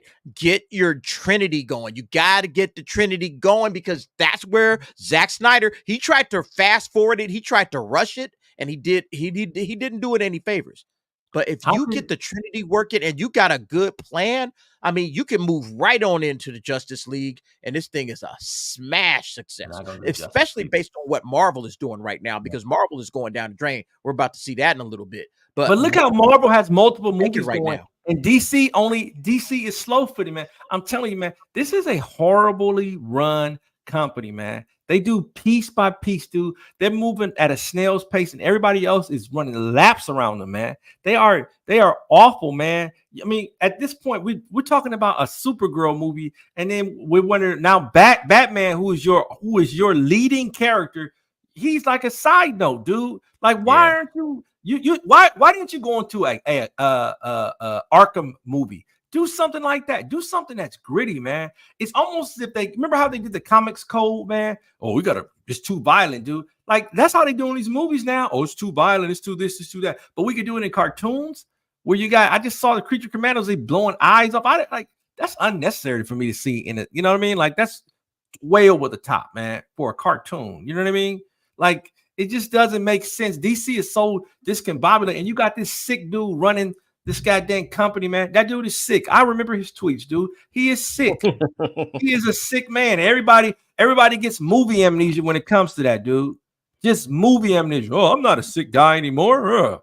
I'll marry a girl that's 20 years my junior, my senior, my junior. Like, come on, dude. This dude, he's a talented director, man. And you know what, man? Y'all jump on R. Kelly, man, but y'all won't jump on this man.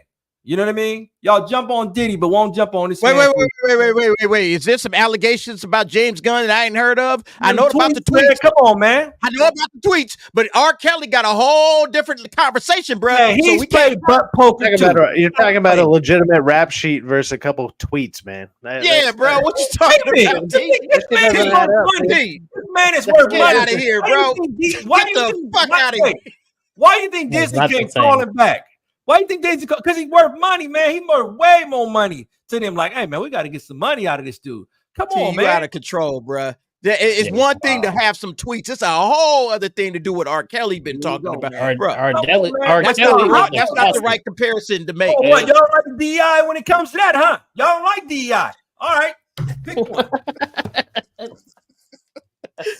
Hey, shout out to everybody that's rocking out with us, man. Hit the like button if you haven't already done so. We are going to move on. Let's get to this right here. Okay. Yeah. We go get to this right here. Look, we got the Joker, all right, which is falling fast, man. This thing is falling so fast right now in the box office. A disastrous weekend, absolutely tanked in the box office. Literally it fell out of the top 5. Go ahead, man. I'm sorry. What's up? I said it's literally doing Marvel numbers. Like, actually, it's doing worse. Yeah, it's doing worse than the Marvels. That's insane. Yeah, it's doing worse than the Marvels. If you can believe that. It's doing worse than the Marvels. So you can see right here, Joker Folie, a disastrous box office run continues as moviegoers return to Deadpool and Wolverine. That's crazy. They went back and watched Deadpool and Wolverine and said, I ain't messing with this Joker bull crap. I'm going back to Deadpool and Wolverine. That's wild. Deadpool and Wolverine been out since, July? We are damn near in November, and people are still going to watch that over Joker. That's how bad this situation is right now. And, we already know that Warner Brothers is dropping it on home video in about 8 days. All right. On October 28th, it's going straight to home video. This thing is going to be dead in the theaters. All right. Why would you go and watch this if you could buy it for like $19.99 and watch it at home?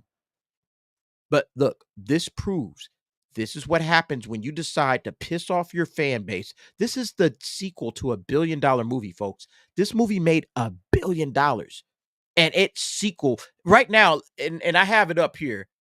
Right now, $191 million after 3 weekends. By any stretch of the imagination, you should be sitting somewhere around, I don't know, like $500 million right now, And, okay, we're going to pace ourselves out. We're going to leave it in theaters for another, 4 weekends, 5 weekends. We should get somewhere in that $1 billion range. But because they dropped the ball this hard and they pissed off every fan that they had from that original movie, we are talking about $191 million. And that's it. After 3 weekends, this is embarrassing. This is embarrassing on levels that I haven't even thought about yet. I was about to do a video about how embarrassing this is, and I couldn't come up with the words because this is worse, in my opinion, than the Marvels. Because the Marvels, it was $1 billion movie too, but it was like a manufactured billion. It wasn't really a legitimate $1 billion because it fell between Infinity War and Endgame. So it's like, okay, yeah, it's $1 billion, but it's really not $1 billion. It's kind of like a fake billion. All right. Even though it made $1 billion, it's really not. You can't really attribute that to the movie itself. People were just coming to watch that because they were coming to see the next chapter in, okay, what's going to happen with Avengers Endgame, or what's going to happen for Avengers Endgame. We just saw the pager, the little Sam Jackson had the pager when he pulled it out at the end of Infinity War.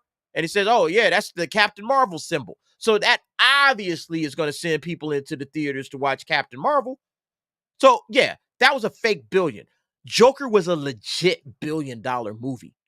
People went and saw that because they liked the movie. You had people go and watch that 2 times, 3 times. I myself went and watched it like 2 or 3 times, or more than 3 or 4 times. And now it's doing these numbers. This is embarrassment. This is embarrassment. And DC, I noticed James Gunn didn't have nothing to do with this. I get it. I understand it. DC is moving in a different direction. But is this a message to, your Hollywood types that says, hey, if we're going to pick up these major franchises like DC, like Star Wars, like somebody's got to sit back and say, yo, this is a fucking disaster, man. There's no way we can do this again. And we spent more money on this than we did on the last one. If we spent $60 million on this, all right, whatever, man, we probably made our money back. But they spent $200 million on this. I think they got to reassess right now. Joker Folie, I do, in my opinion, is going to be the poster child for what not to do in your sequel movies. Anyway, thoughts? I'll let T go. He looked like he got something to say. You got something to say, bro. Go ahead, man. Oh, I've said it before, man. This movie cannot do well, man. Todd Phillips, man. I mean, he did what he was told, man. He was told to make a horrible movie on purpose as well. I'm just speculating, and that's what we got. This movie would have been too influential. This character is beloved, and they didn't want people. You already got Halloween going on. Tensions are high in America. This character has influential power. People could dress up like this, man. I remember growing up in the day, man, where you could wear, you had to buy masks for Halloween, man. You can go in the Halloween shop. They stopped selling those. That's just not coming back, man. But this character is too influential mentally on people. People's mentalities are fragile, man. They know the fan base is hyped for this. This is the same thing we went through in 2013 when they dropped that the one with Bane, That same thing, man. Just, this movie can't be as good as it was for The Dark Knight, man, because The Dark Knight was awesome, but The Dark Knight Returns was mid. This movie is less than mid. They just couldn't go on, in my opinion, with this character. This character, I mean, it's got minions. The movie basically talks about that, from my understanding. Like, okay, well, we're looking to do something next. Now you got this character that doesn't want to be what he was intended to be, what he transformed people into being. They don't want anarchy and chaos, man. So this movie had to be dumbed down and made. Why would you make this into a musical? Since when have we seen any musicals about superheroes? Like, this is stupid, or villains. This is a dumb movie to make, man. And they did exactly what's intended. And all they're lost, they're probably going to write it off, man. Okay. Whew, thank God. We don't got the crazies trying to act like the Joker again. That's just my opinion about it, man. And plus, you can't have this one be in succession with the one you made in the Batman, right? In that deleted scene from the Batman series, right? Like, they just, this character is never going to get the just due it needs, because they're afraid of the public, that the public is going to mimic this character. They don't want anarchy. They don't want you to jump out of your seats and be crazy like this too, man. It's very, very troublesome. And they already did a test study, basically, with that Dark Knight movie with Heath Ledger, man. You see how he took over the role, and they were like, oh, he's acting crazy. He's in character. They don't want society to do like that. The CIA is probably behind all this, man. Yeah, I know you think I'm crazy. That's the craziest thing I've ever heard. The CIA made Joker 2 fail. They probably did. They probably did. You know you're talking to T, right? Yeah, T in the yeah. conspiracy. You got to remember who you're talking to. Hey, you can laugh now. Cheetahs out here. Agreed, Hey, T. man, the ice No, cream machines no, at don't McDonald's, the agree with reason this they're down, dumb the mother. CIA, man. You don't understand. All right, man. They don't want a bunch of crazy people walking around, man. They already scared you to cosplay. Some of y'all but know how to build better Iron Man suits than engineers, dude. Come on, man. Dude, laugh at me now, man. Cry later, dude. You're gonna be like, man, T was right on point about that, dude. On point, man. Because All right, you, turns out you're right, bro. I'll eat a suck. If it turns out you're right, I'll eat a suck. Right. Because they want you to laugh at me. They don't want, and I'm being sensible. I'm an intelligent man, and I just gave you an intelligible answer, right? With random shards of ridiculousness for you. But I gave you an intelligible answer, a logical answer as to why that movie failed. And some of you will laugh, some of you will say, "Oh man, he's crazy." But I'm telling you, that is most likely, that's the probably most logical reason. Why would you have a $1 billion movie potentially fail, other than to say, man, I don't want to create more crazies out here?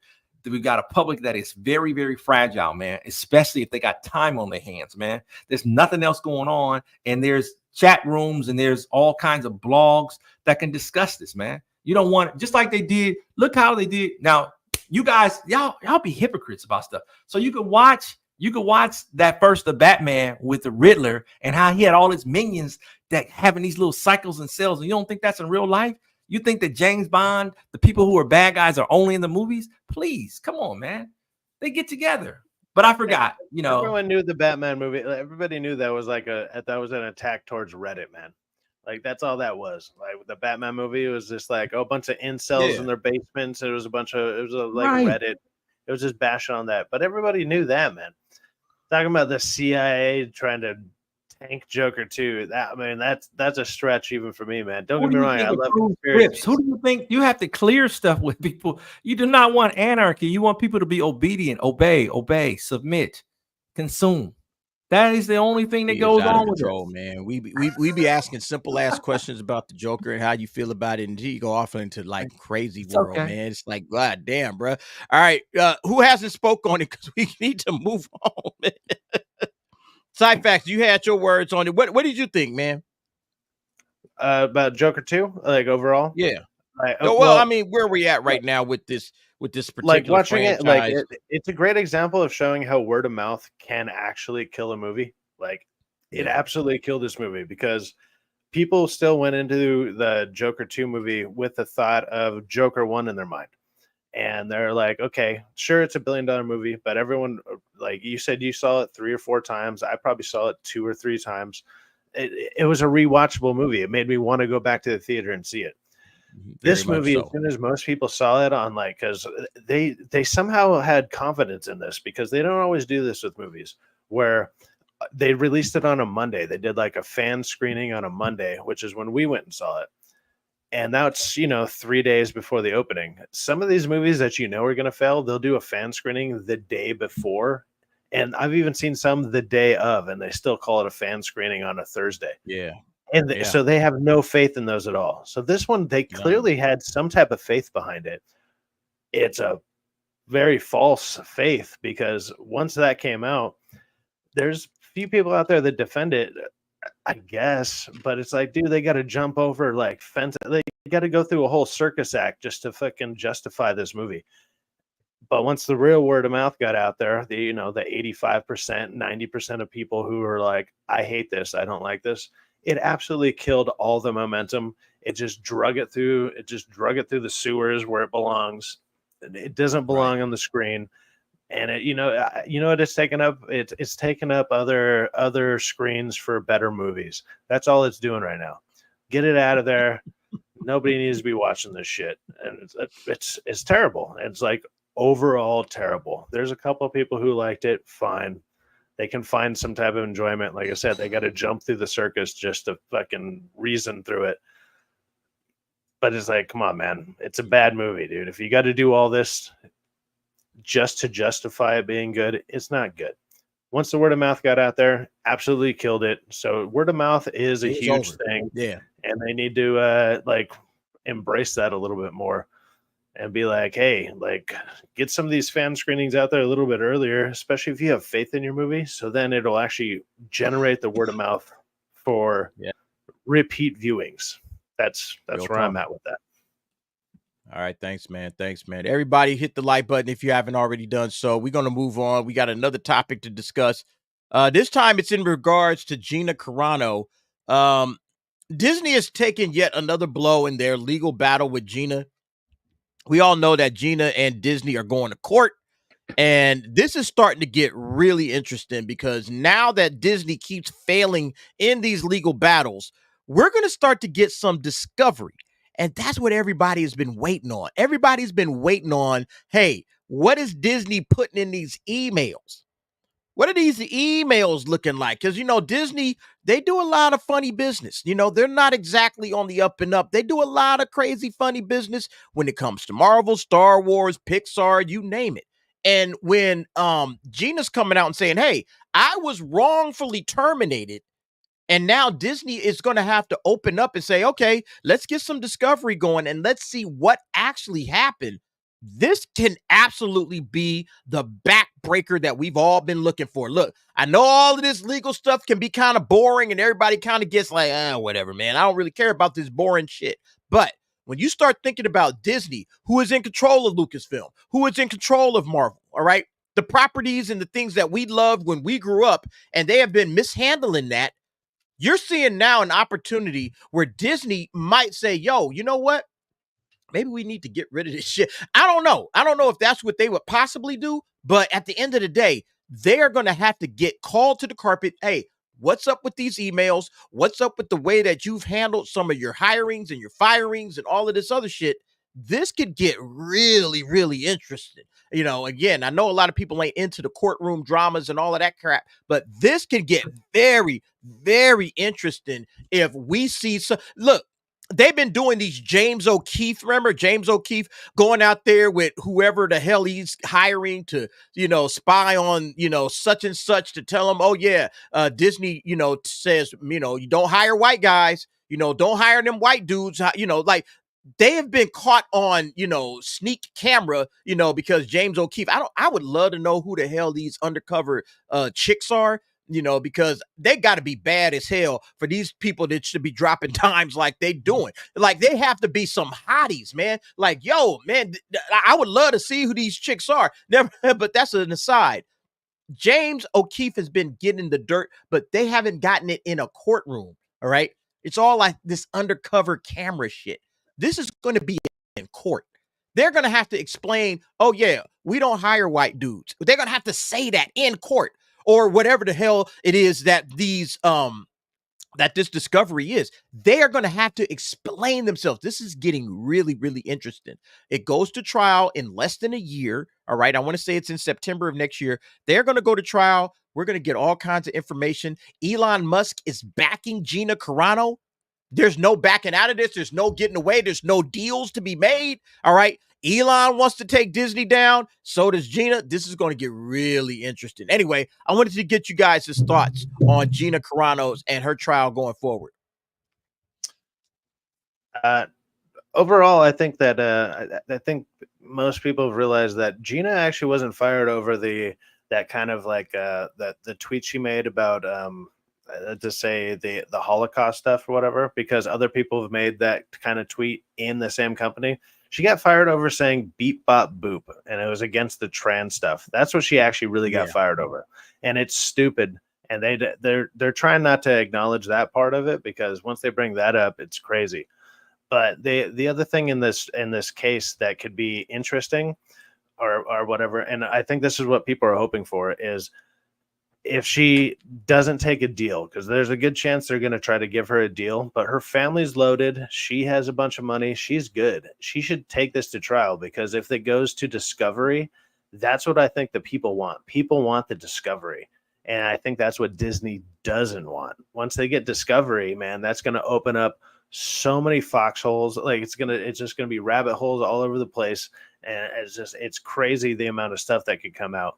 And they don't want to do that. And the way that she's gotten the momentum behind her, like, all the internet culture, all the, like, a bunch of channels, G&G, all the, like, Jay, all those people who are huge supporters of her. If she doesn't go into that and they let it go to Discovery, oh man, it's going to be, it'll be content for fucking years, dude. It's crazy the amount of stuff that's going to come out on it. So I want them to do that. And also realize what they did to her, because she got fired. They're claiming that she got fired because of the one tweet or whatever, but she got fired because of this, basically the anti-trans tweet. She's making fun of those people, and everyone caught onto it. Boom, she got fired for it. And she's like, you're not towing the company line, you're out. And it's like, fucking, what's his name? Pablo. What's that guy's name? That the Mandalorian actor. What's his name? Oh, Pedro Pascal. Pedro Pascal said something. He said all kinds of crazy shit. He almost said the same thing, if not worse things. Oh yeah, he's still there. He's still on the payroll. He's still there. Yeah, no firing of him. Exactly. This article right here, Gina Carano gets another big win against Disney as court rejects Disney's attempt to block Discovery. So Disney wanted to block the Discovery, as Syfax was saying. They wanted to block Discovery. Discovery is basically open up all the emails, open up all the text messages, the personal messages, everything in your database. We have access to it. All right. Not just, the lawyers. All right. But they're going to give that to all of Gina's people. And now we're going to get to see exactly what has been said between Kathleen Kennedy, when this whole Gina Carano thing was unearthed. What was Kathleen Kennedy saying? What were some of the other people at Lucasfilm saying? Everything gets opened up. The books are completely open. We get to see it all. And this is what they don't want to happen. Banana in the tailpipe every time. Nothing is going to happen. Nothing. All this is giving you blue balls and temptations for nothing, dude. Nothing is going to happen. Just like nothing happened. No. Y'all don't remember what happened with Amy Pascal and all the crazy shit she said. And next thing you know, she's getting credits for that last. She's getting credits for those Spider-Man movies, man. No, I'm not letting that ride, man.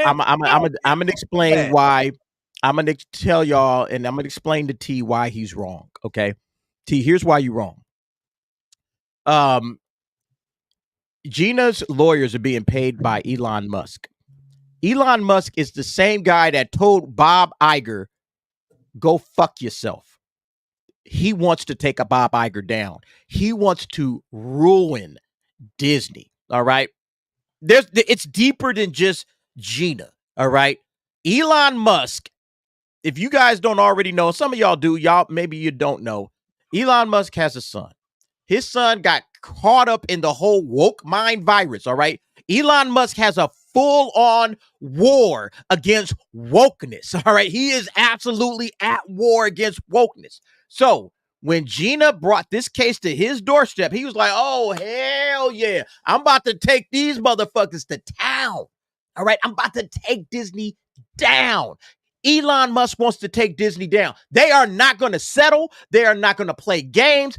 Give us everything. That's why Gina's case is going. And look, I don't know. Okay, I'm speculating. Okay, I'm Mr. Speculation right now. But based on the tea leaves that I'm reading, there is no way in hell that there is a settlement. Somebody put that in there. Oh yeah, Gina's going to settle. They're not going to settle. They're not going to settle at all. No. We want vengeance. All right. This is a revenge tour. They want to take Disney down. They want to take down the woke mind virus. That's what this is about. This isn't about, Gina lost her job and, it's partly that, but it's also like, yo, you guys have been absolutely running wokeness into your company. You have absolutely destroyed this shit. No, wait, let me finish, T, and I'm going to let you say. T, let me finish this piece, T. Let me finish this piece, and I'm going to let you have your say. There is no way in hell that they are going to settle out of court for a deal. All right. Gina's not going to do it. And Elon probably ain't going to let her do it. All right. He said, yo, you got the full backing of my legal team. Go after these cats. Take them down. Burn them down. I think that's exactly what's happening here. So I think there's no settlement coming. All right. Because, all of these other people, they'll settle. They'll take a monetary deal and they'll move on. Because they don't really want to destroy the company that, you know, they just want to get what's theirs. Gina's not in that boat. She's already got bread. She's already good. Gina is now like, nah, you guys fucked with me. I'm about to fuck you up. That's basically where Gina's at with it. All right, I'm gonna let you go, bro. So she's gonna be a child and do some vindictive stuff. Why? This ain't vindictive. What you talking about, bro? This ain't vindictive. It's over. This ain't She got vindictive. fired. This is She got justice. fired, just like your employer can say, "Hey, you no longer work here. Get out of here." You can kick and scream, whatever. Did she get falsely fired off some bullshit? Yeah, she did. Right now, she's gonna prove that in court, and she's gonna put some muscle weight on her, and they're gonna say, you know what? Hey, here's a check with this many zeros. Is this good enough for you? She might come back and say, "Oh no." Dude. They're gonna say no. Side facts. You want 60 million? Elon will be like, here's a check. Let's okay. Well, they're gonna find a picture of her with her nipples out, and they're gonna say, "Hey, ain't this you?" And she's gonna what? She's gonna cave. She's going to cave, dude.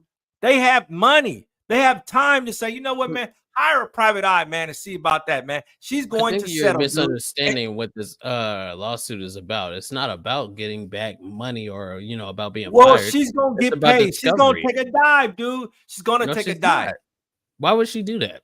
I'm gonna be like the Joker. I know a weasel when I see one. I know one. I know one when I see one. Okay, She's but why going would to she do that when the whole point because is she's to trying to get set a business precedent. She's inside? trying to set a precedent. Even if she settles, she still wins. She's going to, even if she settles, she still wins. She showed that I went up against a juggernaut and I had them up against the wall, and they were so afraid they gave a number out. And what she'll do is she'll drop a few coins to some charities and say, "Here you go," right? And That's say, the "Hey." thing. All her fans don't want her to settle. Like all the fans that she's gained through all this stuff, they don't want her to settle. They want it all to go there. They want her to. She already has the money. Her family has the money. If she does not settle, I will be the surprised. idea, and I think If she's she going does to not go settle, through with it. I will be totally surprised if she doesn't settle, man. Well, I would be surprised if she does settle because I don't Those think that's the emails whole point. because of discovery. Because of discovery alone, going through all those emails, you know what they'll find? All that stuff in that landmine of emails, dude. That's too incriminating, man. They're not going to let that happen. They'll burn their servers down before they let that happen. This is the same company that let an alligator eat a kid on their freaking property, dude, and the family didn't sue them. They said, "Oh, it happens." What? Disney is horrible. A probably poor family. Gina is well off. Her family is well off. She actually literally does not need the money. And then all her expenses are paid through Elon Musk, one of the richest I never dudes, said she if needed not the the money. richest man. I never said she needed the money. Why settle then? You settle because you were talking about making it about the zeros on the check, right? Why settle? You're going to You're throw not a gonna big settle if the number zeros- for her, It man. doesn't matter. There's not enough zeros on that check. It's So not T, gonna- I want you to listen to this. This is out. Look, listen. This is Gina's tweet. All right, let's listen. Tell me if you think this is a woman that's trying to settle. All right. Update. After the judge denied Disney's request to dismiss my case, Disney requested permission to immediately appeal that decision to the Ninth Circuit Court of Appeals and delay all discovery while that appeal takes place. Yesterday, October 16, 2024, we learned that the judge denied Disney's unusual request. I'm obviously very pleased with the opportunity to keep moving forward with the judicial process and into discovery. While I wish this was not necessary, as it is not my desire to be in this battle in court, I will not shrink away from it because it is hard or uncomfortable. And then she thanks her folks, Elon Musk, and so on and so forth. All right. So this sounds like a person that's like, nah, they've already probably offered her some shit. They said, let's dismiss it. Let's do this. Let's do that. There's probably already been some kind of conversations behind closed doors. Hey, Gina, here's $40 million. Go away. Get lost. Beat it. No, I guarantee you they've offered her something just to make this whole thing go away. And it would have been NDA, non-disclosures. Nobody say nothing. That's what it would have been. Gina says, fuck all y'all. Let's go to court. I believe that this woman is serious about what's happening because, look, she got disrespected. Number one, she got disrespected. She lost her job. And then they tried to ruin the woman. They tried to ruin her career. This ain't about money now.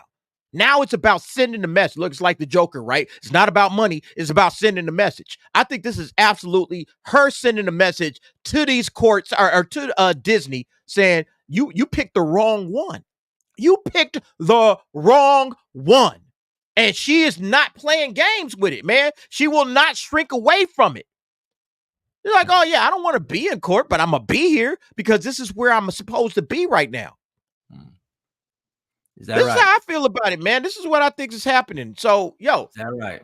That's just like Benghazi and Miss Clinton saying, "Oh yeah, man, we had a private server and we got rid of it, man. Like emails aren't eternal, dude." And what happened when they were supposed to do discovery for that man in 2020, dude? The court said, "Oh, we just gonna dismiss that, dude." It misappeared, just like this will misappear, man. I got news for you, man. Good guys don't run the world. Bad guys do, and Disney is definitely a bad guy. So I mean. Hey, am I going to stop seeing Marvel? You know what? I think you're right about that. I think Disney's a bad guy, but I think Elon Musk.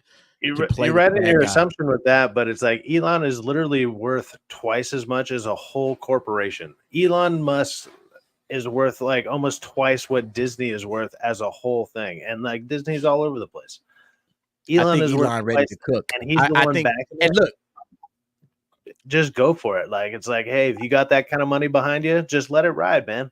Let's see what it like I said, out. Disney is this is personal to Elon because his son, he lost. Like I don't know, he didn't lose his son, but his son, he lost him to the wokeness. All right, and now he's Elon is serious, man. He's like, nah, we got to take this woke shit down.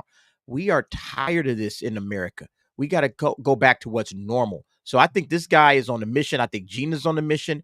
They're not going to settle. And Disney is going to have to unearth all of those emails, everything that they said, and they're going to get exposed. They're going to see, you're going to see everything that Disney has been doing business with ever since Gina Carano joined over there with The Mandalorian. So over the last 5 years, you're going to get a full-fledged, like, wide open view of everything that Disney has been doing over the last 5 years. I can't wait. All right. I can't wait to see it. Real quick, we got another super chat that we got to shoot out. The Dead Man for $4.99. Hello, DA. I'm new to your channels. I seen you on Film Threat. I just wanted to send you some love. Dead Man, thank you very much. And thank you for rocking it out and joining over here with the crew. I appreciate that. Yeah, I do Film Threat usually every Monday. Sometimes if Chris Gore has a special thing going, I'll jump on with him like we did a special out of the theater reaction to Joker 2 Folie I Do. So I jumped on with him and with Dante and with Alan Ing, and we did that. But generally, I am on Mondays versus. I'll be there tomorrow. And just lending my commentary, lending my thoughts. So thank you very much for finding me from Film Threat. Thank you very much for rocking it out. Hey, look, I haven't shouted out all the super chatters that have joined in. Let me go ahead and hit a super chat video. Thanking you for your support. Here you go.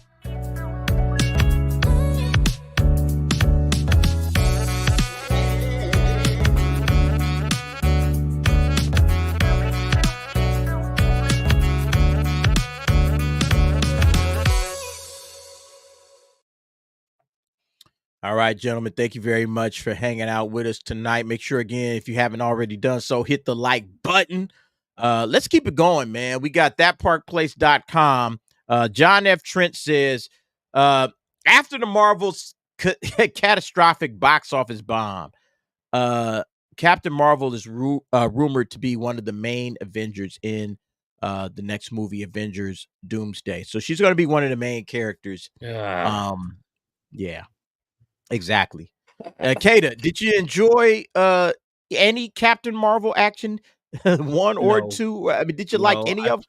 I fell asleep twice watching the first one. In the theater, I fell asleep, and I fell asleep at home trying to watch it. And then the second one made me want to claw my eyes out because of how bad it was. They're not good movies. Yeah. Well, good luck because you're going to be seeing Brie Larson again. Yay. As one of the main characters. We've been asking, like, who's going to be in the Avengers? Who are the main Avengers in Avengers? Like, when they do this next Avengers movie, we figured, okay, you're going to have, like the usual, like Bucky, Falcon and Bucky, you're going to have them. And then, Miss Marvel was definitely going to be there. But now, not only is she in the movie, she's one of the main characters. And you just kind of have to scratch your head at, why is Marvel making Brie Larson? I mean, I feel bad for Brie Larson at this point, man, because nobody likes this character. They've never liked her in the comics, and they don't like her in the movies. Nobody likes this character, but they keep dragging her ass back out there to play this character again and again and again.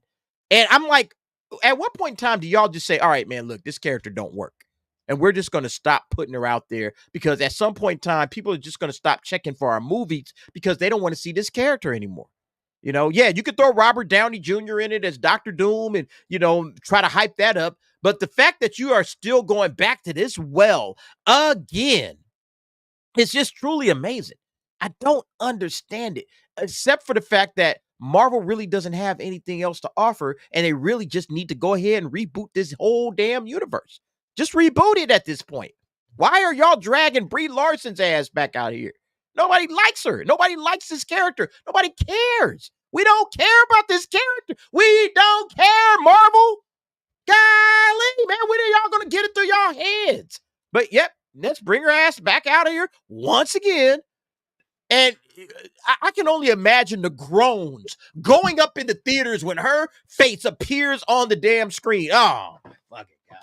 Here we go again with Brie Larson's dumb man. I can't stand this character. That's how everybody's going to react when she comes up in Avengers Doomsday. I don't understand why they keep doing this, except it does Brie Larson, like, yeah, Ian Joseph. Who cares? Nobody cares. But they keep dragging her ass back out of here. The only reason to bring her back would have to be to have Rogue show up and finally drain her powers like she actually does in like it's one of those comics, or I think she even does it in the like the animated series. Have her show up and then have Rogue show up and get like a really hot Rogue and just take her powers. There you go. That's the best way to bring her in. Like, this is rested bitch face. This look, rested bitch face. If ever, that's 100%. The dictionary definition of rested bitch face.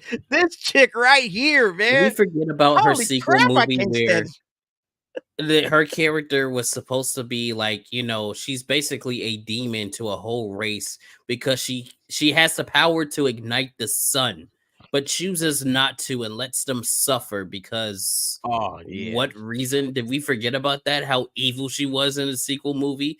Did we forget about all her heinous actions and how she wasn't even trying to save people, but Miss Marvel was trying to save people? Have we forgotten about this? Okay, whatever. In the Marvels movie, doesn't she take resources from like other planets, basically leaving them without anything, and then that's the villain. Decimates those places technically, and then reignites the sun because apparently she can. What the hell? She's terrible. I mean, again, we're talking about an actress that nobody likes in this universe, a character that nobody likes in this universe. All right.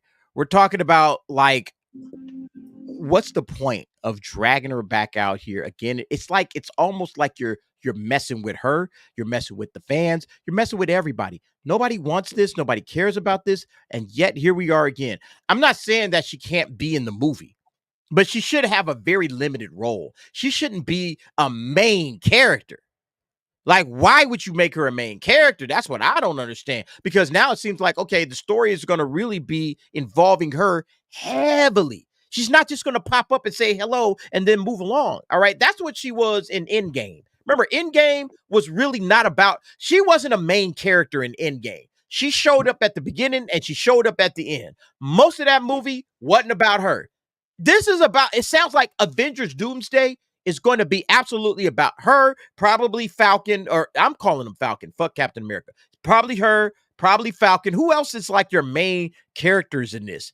Elena, maybe? Strange, who got apparently Doctor Strange. Sentry's gonna come in on that movie with the other, or what is it? But who are you? Is he an Avenger? Who's your Avengers in this? Well, are they going to bring back Scarlet Witch? Are they going to bring Scarlet Witch back in? I think you got to bring back Scarlet Witch.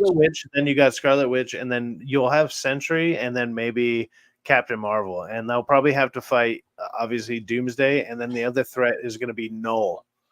And it's like that because even though the Venom movie isn't really technically attached to the MCU at the moment, I have a feeling they're going to try to shoehorn that in because that's some of the rumors going around about the Spider-Man 4 movie that Null's going to be the big threat, and they're introducing it in this next movie that's coming up. And he's a bigger threat than Thanos. So it's like, oh my God, you need. I mean, if you read that comic, if you know anything about that comic, like literally, I mean, Sentry is basically Marvel's Superman, and Null deals with him like that. Like it's crazy. It's brutal, and it's like, okay, so you're talking about Dr. Doom. And I don't know how they're gonna handle this. He's supposed to be the big bad. You gotta have and then you gotta lead this into Secret Wars. I'm assuming they're bringing X-Men in. I don't know, man. Like, when do the X-Men get here? I mean, don't the X-Men have to show up at some point, right? Yeah, but at that point, why? Because you're rebooting, so it's just a dead end. You're writing yourself into a corner right now. Yeah. T, what you got, bro? I think it's just, look, you said this a long time ago, D. They just reaching. Why do the story about you got plenty of other things you could do your stories about, man. Why do this? There's so many other interesting stories that, I mean, they haven't even touched the 80s, really. I think they scratched the surface. Do some of those comic books. Like, this is not necessary to do this, but this is Marvel reaching for straws, man. Just trying to get us, man, hyped on just the whackness, man. They did their experiment, which was phase 4 or 5, and now they're trying to do phase 6, man. And they're not fixing anything. It's a big illusion, man. Big illusion to all of us, man. And we're gonna dump our money, man, because we're fans. Like we're loyal fans at that. I think that's what's being overlooked here. That we're loyal fans and we want to see good content. The acting's not even good in these movies, man. Do you know that? Does anybody realize the acting's not even that good? The scripts are so bad that you can't even pay attention to the action quality of the acting, right? That last Marvel's movie was, now it's horrendous, dude. What Marvel movie has come out this year so far besides Deadpool? What Marvel that was it. That was the only one for the MCU. That you had Madam Web, but yeah, that was it for the MCU. Madam Web is Sony, but yeah, it's still. I mean, and they got Craven coming. Another good example of bad acting, but it's like watching that movie. It's like it's almost comical how bad it is, right? Which makes it oddly enjoyable sometimes. Like that's about. I would much rather watch that. But look, because there's nobody on their heels, man. They're not afraid of DC, man. They're certainly not afraid of us, dude. The only thing they're afraid about is, okay, we'll make it up with this. We'll make it. Come on, man. Nobody's apologized for phase 4 and 5, dude. That was a bad DEI experiment, man. Nobody, and from that, what you just described, Cyfax, for this, how am I supposed to be engaged in that, man? I mean, like, Marvel is. No, really- I fully agree. I'm wondering, like, how would you fight this massive threat with the characters that they technically have available right now? It doesn't make any sense. It's like, so you got to bring back Scarlet Witch. You got to bring in Sentry, Captain Marvel, who are like basically Supermen in their own universe, and in the Marvel universe in their own right or whatever. But after that, what do you got? You got like street level characters, and what you got? She-Hulk, maybe, like, which nobody wants to see that. Like people like She-Hulk in the comics, but nobody liked that show. That thing was garbage. It was absolutely. I forgot they still have Cuck Hulk. God dang it, I forgot about that. Yeah, they got Cuck Hulk. And he can absolutely show up. Yeah, his son is there too.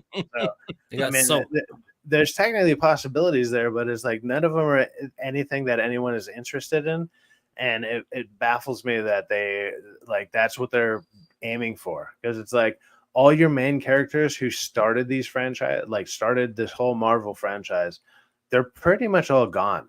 Like, there's no one there that anyone cares about anymore, and none of the new characters really work. Yeah, Tony Stark.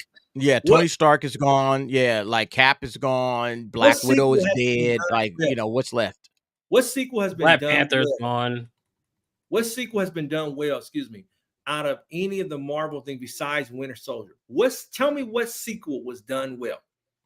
A sequel. I'm talking about follow up to the first movie. Guardians 2. Probably Guardians 2 is probably the best example. Winter Soldier, Guardians 2, and some people like Civil War and Ragnarok. Like, No, But those were like those are the third movie. You're talking about number two. You're talking about number two. The sequel. Yeah. Number two. That's a great question because I mean, do you consider I thought Spider-Man Far From Home? Oh, I know we're not talking solid. about that movie. I thought Far From Home was solid, although I didn't think it was great.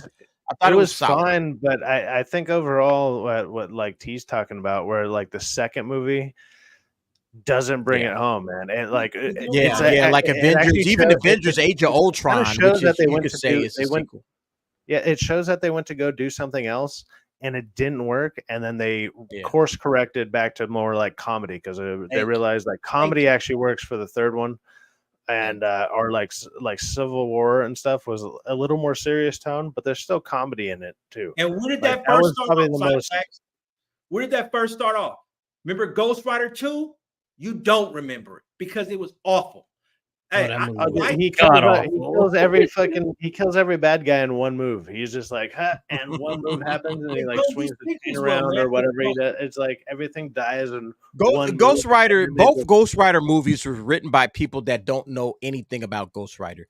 They read like one comic and they just wrote. Ghost Rider's technically OP too, man. Like, doesn't he like scare away Galactus with one stare in one of the comics? Right. They don't know the right stare, and it's just like Galactus is like, nope, I'm out of here. Like, it's like he takes in all the pain of all the worlds he killed. And it's like that's a pretty OP move, man. Yeah, like they don't understand the characters that they're writing for. I missed the right here, Akash Das. We do have Venom coming up. Are you guys looking forward to Venom this week? No. I'm gonna go catch it, and I'll do a review on it. I'll probably do a non-spoiler review like I did with Smile 2. Like, I'm probably not gonna do a spoiler review unless there's like a lot in it. And like, are you looking forward to it? No, but Cyphax, because I know you're a Spidey fan. You're a Venom guy. Are you looking forward to it? No. This one I am simply because I like Noel a lot. Okay, this one I am just because I like Noel, and I know that Noel's going to be in it. I just don't know the capacity. I've seen a couple like director behind the scenes review stuff on it where they're talking about like he's actually not the main villain. He's going to be like Thanos in the background type of villain. Yeah, and then they're gonna add him into something else. I think you're I'm interested in it. I think you got your height set too high on that one, dude. That's gonna be ass. No. Don't get me wrong. My height, like where I'm aiming for is like a middle tier. Like I'm looking at I'm hoping it's a 5, and it'll probably end up being a 3 or 4. You know what I mean? Oh my god, that is terrible. That's a terrible mindset. I see every new movie. It doesn't matter, whatever. Just because like I gotta go. I got the movie pass. I'm gonna do it anyways, and then I'll react to it. The Venom movies are not solid. They're liquid shit. Oh no, yeah, they're not. They're not good. Like they're not at all. They're not great. Not at all. But overall, I think like as I'm watching them, the first time I usually have a good time, and then the second time I watch it, I'm like, I can really point out all the flaws, and then that's when it really falls. I mean, it falls apart when you're watching it. Like Carnage or Let There Be Carnage fell apart as you're watching it. The first Venom movie, I was like, Jones I'm kind of on board. You didn't like David Jones. I'm with David Jones. David Jones. She starts screaming in the car, and then she dies. Doesn't she die at the end of the movie by something stupid? David Jones. I like you not starting. That's Carnage. What? Carnage. Woody Harrelson is Carnage with that god awful wig. It's gonna be Carnage. Oh, it was terrible. It was awful, man. But it's like I was so excited just to see Carnage on screen for once in general. And like if you just give us a good full shot of Carnage, I'm like, okay, that shot would work on its own.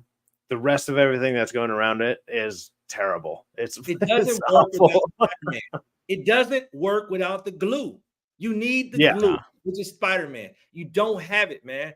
Madam Web, you don't have Spider-Man. Venom, you don't have Spider-Man. This new Craven, you don't have Spider-Man. Morbius, you don't have Spider-Man. You need the glue to make this worth it, man. Even if he was in the movie 15 seconds. It was worth it. Black Adam was horrible. But you know what made that movie worth it? Cavill. 10 seconds of Cavill, dude. Come on, dude. You need that was a fake out. Look, we wanted Cavill to be in the movie, but they just threw him in the post-credit scene. It don't count when it's in the post-credit scene. Yeah, he shows up at the end, and we wanted Cavill back as Superman. So having him in the post-credit scene was great. Don't get it twisted. But we want Cavill in a movie, being a part of the story. And he wasn't a part of the story at all. He was just there as a stinger or a zinger for the next movie. So yeah, that didn't work at all, man. We wanted Cavill back as Superman, in the flesh, and we didn't get that. So throwing them little zingers at us, that don't do nothing for us. Why are you doing 3 Venom movies? That's like, what was really disappointing about Iron Man 3? What they did to the Mandarin. The Mandarin. That was, I was gonna call him Mandalorian. That was terrible, dude. That was awful, dude. That was not what the public. That's just like what they did with Cobra Commander, dude. I'm watching G.I. Joe, dude, and you know how they had to hide that poor showing from Joseph Gordon-Levitt. You know why they had to hide that, man? Because it was they had to have it all action. Do you remember that movie, that first G.I. Joe? It was all action, dude. So you couldn't even focus on a story from the minute it went on. It was to make you forget about that poor performance of a Cobra Commander, dude. One of the badass fucking villains of the 80s. The 80s had great villains, dude. And they did shit the tank, dude, just like they're doing with this Venom. You're gonna have a third Venom without a Spider-Man. Someone explain that to me, how Spider-Man's villain or villain's villain is not in his main antagonist or protagonist. Yeah, it doesn't work, man. It doesn't work. And that's the problem when you have these characters. Well, like you said with Black Adam, like, where's Shazam? Like, you need Shazam in this movie, and the fact that they didn't have them in the movie is trash. Tater, what did you say about the Venom movies? Oh, they're shit from a butt. Yeah, exactly. There were manure pods. You think Tide Pods need manure times? These are not good movies, man. Now, if you want to say the dumb fun, okay, cool, man. I wouldn't even say that. Yeah, I don't like this performance. It's a joke, man. This is laughable, dude. And I think that they don't take the fans seriously, man, at all. We're talking about Sony, dude. Sony has cleverly somehow been able to fool us, man. They haven't got anything right since Spider-Man 1.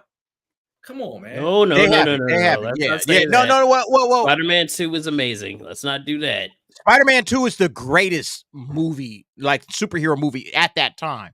Spider-Man 2 was better than Spider-Man 1. And then Spider-Man No Way Home, in my opinion, phenomenal film. Yeah, I know they're partnering with the Marvel Cinematic Universe, but I mean, Spider-Man 2 was great. That was a great film. That was legitimately better than Spider-Man 1. The two of them really work best together, but it was legit. So yeah, both of those two Spider-Man together, great. Some of the best. That to me said, hey, superhero movies are here to stay. Those two movies right there, Spider-Man 1, Spider-Man 2, said superhero movies are here to stay. And now we just need good storytellers, and you need to adapt the characters appropriately.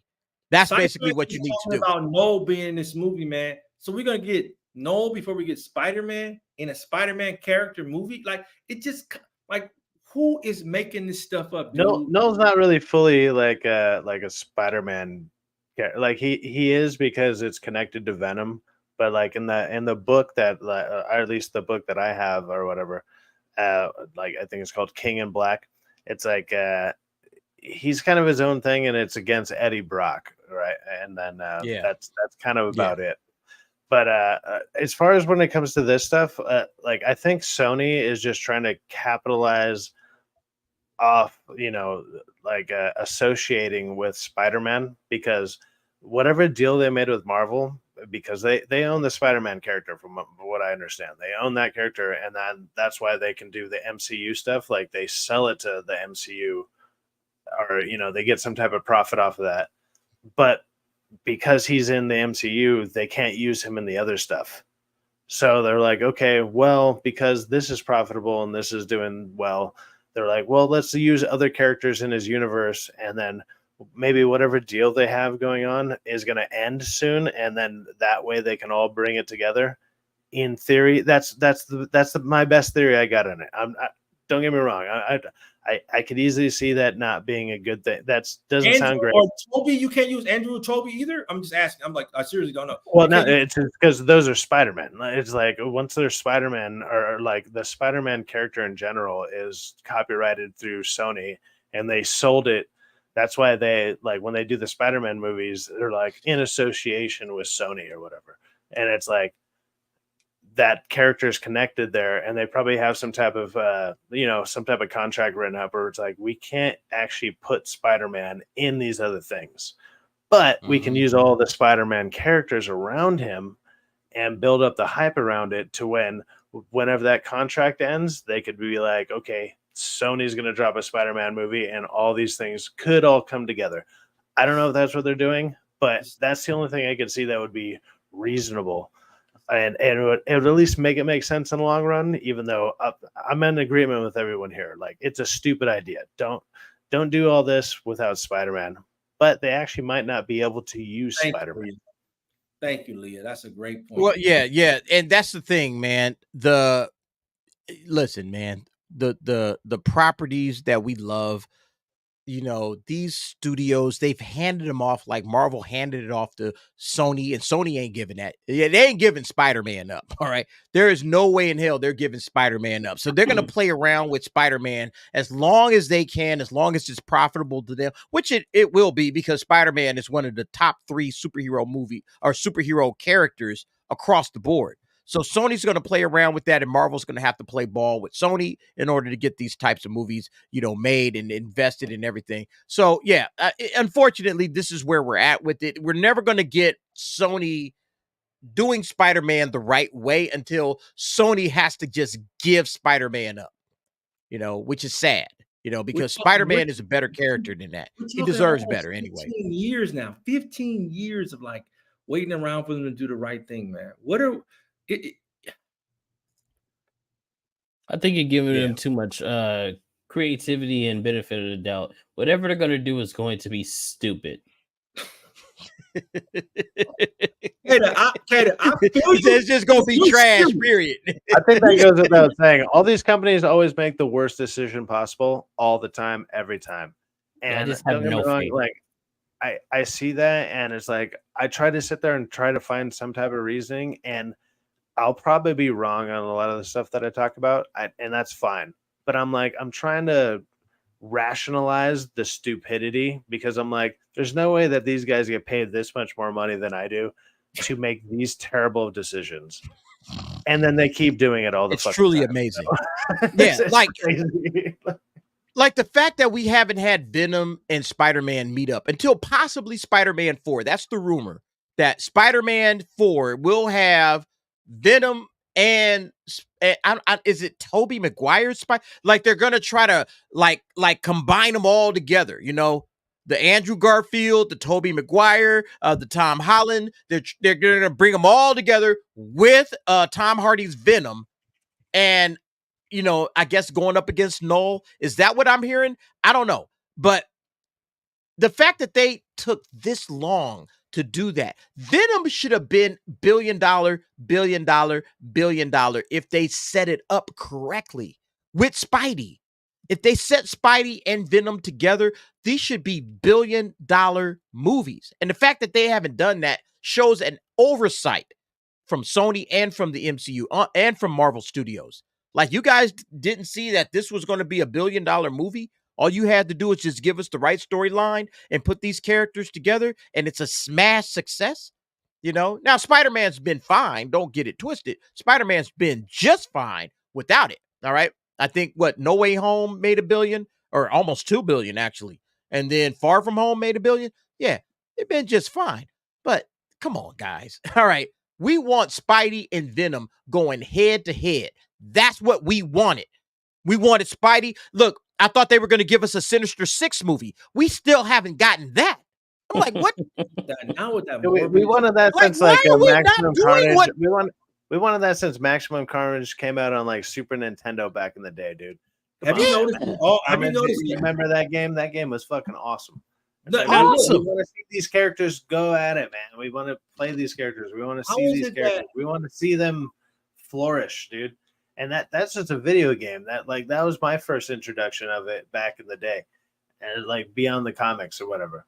How is it that to not have that and to not see it all the time when we literally you technically have access to it pretty instantaneously, and to not get it delivered to us, it's almost like it's almost an insult. It's like, you have it there, give it to us. Come on, man.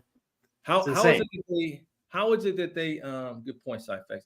How is it that they always go back and push these date backs for these movies and it still comes out whack? Like, how is that? How is that possible? I remember when Venom came out, I think that's the only one that came out on time. Remember, they shot Venom, and they had a trailer by Super Bowl, and it came out later on that year, and it did better than whatever. It was so bad, everybody said, man, you got to go see this crazy movie, man. That was it. I mean, what else did they put out on time besides Venom? The rest of Morbius got pushed back. Venom 2 got pushed back. This new one got pushed back. Madam Web got pushed back. All these movies got pushed back because they ultimately don't have the main character who is centered around, which is Spider-Man, and the scripts aren't good. They don't know how to make movies without them. And you're right, they got video games, man. They got all kinds of material that they can build around. The platform is already there. Just do it. Why? Why is it they can't do it? Why? Somebody tell me a good reason why we haven't gotten the kind of movie we were expecting. That's the most egregious thing when it comes to like even Marvel, DC, and like say Star Wars. Those are the big three things that a lot of us all talk about. They have like decades worth of material to choose from, and there's plenty of things people don't like about them, and then there's the good stuff that a lot of people agree is the good stuff. Take the good stuff and just adapt it. And it's like, okay, I understand when it goes to TV and it goes to movie, you have to change a little bit of it every now and then. You have to, do little tweaks and whatever here and there. It's doable because we've seen it done with a lot of other things. Like, Lord of the Rings is always one of my favorite examples. I know T hasn't watched it because, he's a heathen. No, but it's not your thing. It's all good, man. But it's a great example of something that was actually kind of changed from the books. There's a lot of changes and stuff that everyone just accepted. And they were like, actually, these movies are phenomenal adaptations of the thing. And they were like, it'd be like, there's behind the scenes stuff where they're talking about, hey, dude, can we add this, that, or whatever? And they would be like, no, we can't put any of this into it. We're doing it as best we can, as faithful as we can with what we have to do this with. And they did it. And it's like probably most people's #1 rated trilogy of all time. And all they did was basically adapt, let's say 90% of the source material.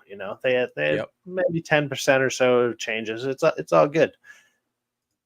But you have 60, 70, 80 years of material with some of these things, and you can't figure it out. It's insane. Well, again, because the agenda keeps getting in. Yeah, the agenda keeps getting in the way. It's like, oh, we got all of this material. We can adapt any of these comic books that have been absolutely fantastic. And, the fans have loved them. Oh, the agenda. We got to think about the agenda. Won't someone please think of the agenda? Like that's basically what it comes down to. These people don't know how to make movies that don't speak to their agenda. And so, yeah, unfortunately, a lot of comic book movies get left by the wayside because, or storylines, I should say, get left by the wayside because they're focused on other things. They're not focused on pleasing comic book fans or fans that would absolutely love what it is that comic book movies have had to offer. I want to bring up last topic, okay, before we get up out of here. We haven't talked about it yet. I was holding off. I was waiting for folks to watch it. If they watched it and came back and watched the stream after, Penguin episode 5. Did you guys watch the Penguin? We won't do any spoilers. I promise you, no spoilers here. But did you guys have an opportunity to see the Penguin? Because I went live I think it dropped at like 6 o'clock our time on the West Coast. And I waited until 7 o'clock or 7:30, I should say, to go live with the stream. Did you guys have an opportunity to watch Penguin episode 5? Yes. All right. Without spoiling, I without any watched it. spoilers at all, give me your thoughts. Go ahead, Gina.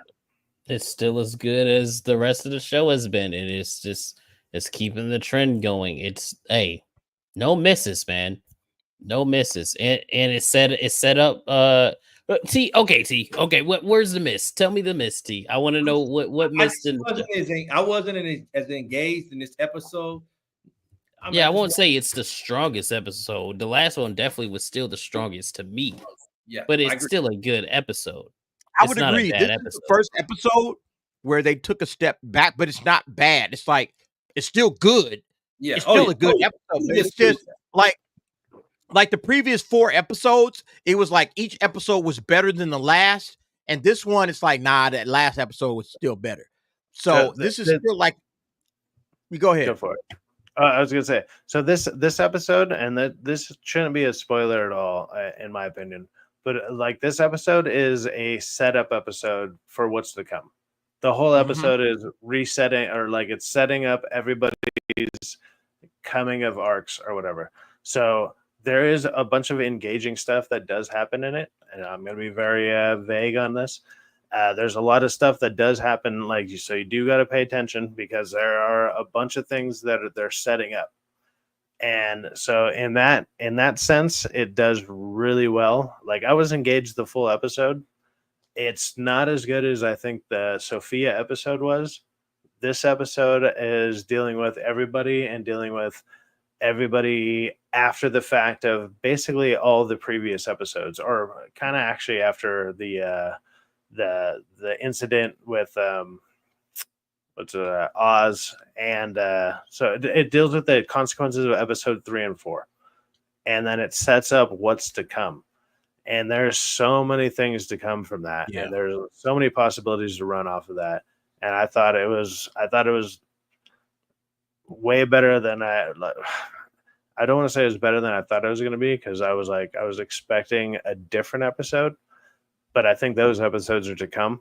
And me too. What it's leading to, though, I feel we needed this episode to set that up, because this episode is a giant setup episode. Like it sets up the last few episodes, and so it's not going to be as good as the last episode. It kind of resets the board. It resets the board. It's like, all right, you know where everyone's at and how everything's about to go. Exactly. Okay, we resetting the board, and now we're getting ready for the last 3 episodes, the climax of the entire series, and where all of this was leading to. T, what was your opinion? Did you watch the episode, right? I did. I mean, I agree with what he said. I was expecting something else, and it did feel like a step back. Still a strong story. I mean, Colin Farrell, man, he's a great actress, and the lady with the deep voice, man, she is just, man, she's like. Did you talk about the Indian lady? Yeah, dude, she kills it in everything. She kills it, man. She's very, very convincing, dude. I just think like you're so wrapped in every episode, you get something new, and it's hard to turn away. But this was like a little bit of a step back to, I agree, go 4 or 5 steps forward, man. And they couldn't have kept the consistency all the way through, man. But there were boring parts at times. It's definitely something I got to watch over, man. But overall, it's a great series, man. Colin Farrell is killing it, man. He's killing it, dude. And the supporting cast, man, have you noticed how good the supporting cast is around this? Like, everybody's good. Everyone's solid. I mean, you were talking about the Italian chick with like the kind of weird raspy voice. It's like, hey, man, I smoked cigarettes for like 10 years. I finally quit it like, I don't know, a year ago or whatever. And I'm like, my voice is still a little messed up from that and all the whiskey, whatever. But then they also bring in the police chief, who also is like, did you guys find these people at a Smokers Anonymous meeting? Like, what the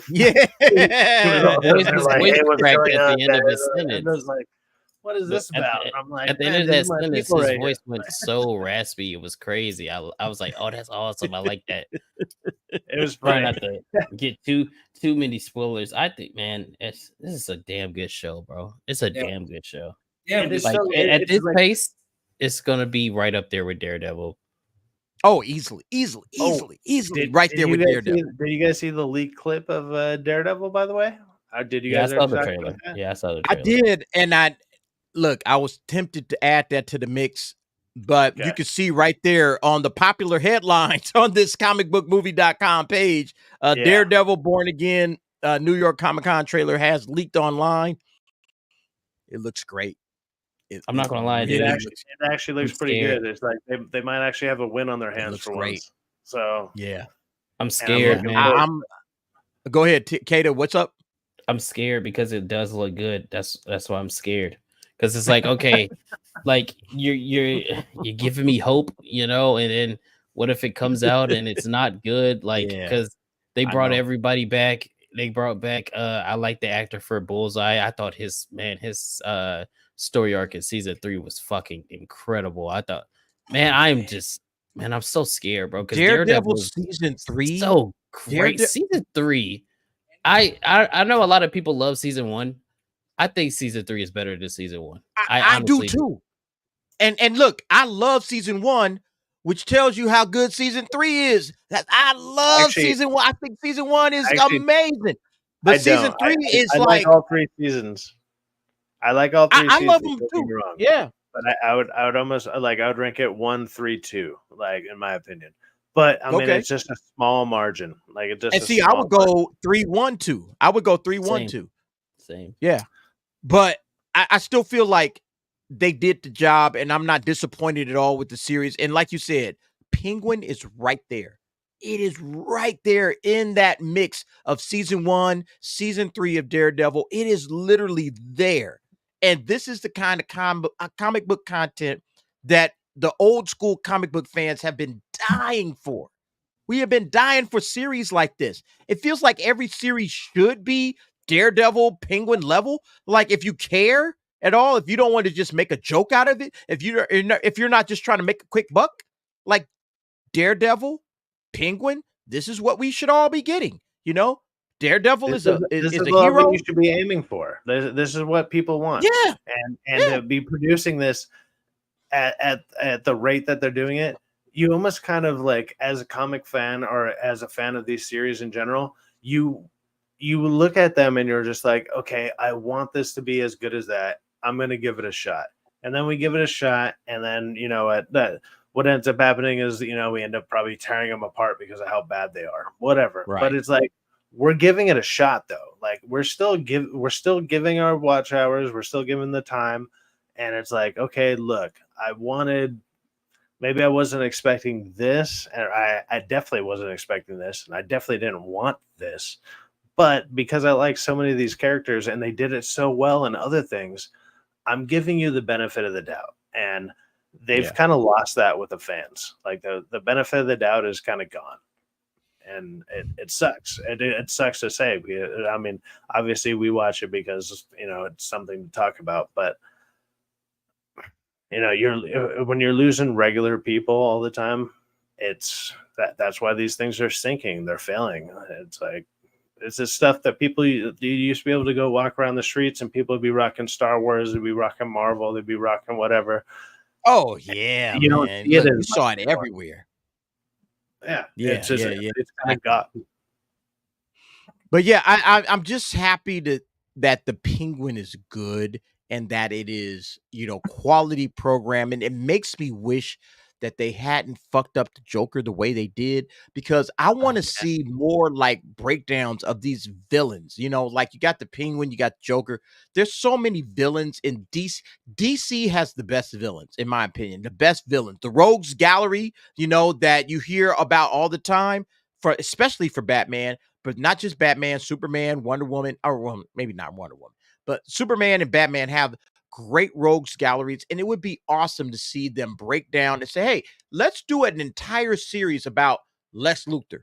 All right, let's do an entire series like they did with the Penguin about what you gonna call it, the Riddler. You know, let's do an entire series about Two-Face. Let's do an entire series about Metallo. Do Mr. Freeze. Do Mr. Freeze dealing with his cancerous with his wife. That's like dealing that. You know how much drama could be thrown in that? It would be insane. Those Or shows we And could it just would be do real. a It would be Batman like show. it would be really relatable.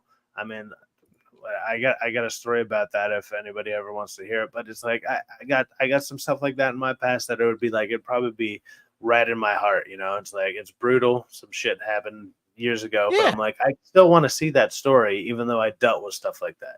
I think that they don't like want Superman is difficult because Superman has a lot of alien villains. So it's like, but you know, a Lex Luthor, like even if you did something with Brainiac, they really haven't put Brainiac in any movies yet. Like, where's Brainiac at? Give me a great story with Brainiac in it. I think there's so much potential. They're just leaving money on the table when they don't really explore these villains. And I'm so happy that they did this with the Penguin. Don't get it twisted. But there are so many more better villains. You know, T is always talking about Vandal Savage. Imagine if they did a whole, you could do an entire movie about an entire like 5-year series about Vandal Savage, and you could go all the way in with that character. That would be incredible. All right, absolutely. Vandal Savage. Watch season 2 of Young Justice. Man, that actor who played him died, but I'm telling you right now, man, he kills it in that. I mean, Vandal Savage is such a menacing character. I think the reason why they don't go all in on these movies and have a little bit of hesitance is because, again, they are iconic characters. And when you do a project like that, it perhaps may show ambition, right? And you're trying to curb ambition in a way that it doesn't have a criminal element to it, right? You don't need to invoke criminals to do anything, right? Not like they're going to prosecute them, so they don't prosecute the shoplifters to go around here, you know? But I'm just saying they're trying to curb ambition, man, because think about it. These are male character roles. Male characters. You got young male characters who are impressionable, who read content. Dude, you don't want to stir up things, man. You don't. So they curve this stuff, man. You have to slow bleed it out, man. Look at this Penguin series. We've had to wait 80 years for a Penguin series, dude. Come on, all to get a failed Folie of Deux? It makes no sense. The consistency. Well, that's my problem with it, man. It's because you did get a great series about a villain. Look, you can only explore these heroes so many times. Like these villains actually have interesting stories themselves, and you know, you could tell a story just about the villain. Just about the villain. We're really not bringing the heroes in and give them their own villains like they're doing with the Penguin. They have depth and they have reasoning behind what the hell they're doing. And once they sit there and explain it, it's like, of course, maybe you might not be on board with what they're talking about, but at least they have reasoning behind it. It's almost the same way when we sit there and explain stuff that we don't like. At least we can explain why we don't like it or whatever. Yeah, but take Vic for instance, man. Take Vic, for instance, in the Penguin, right? He's a very young, impressionable character, right? The audience could be that way too, to be impressionable.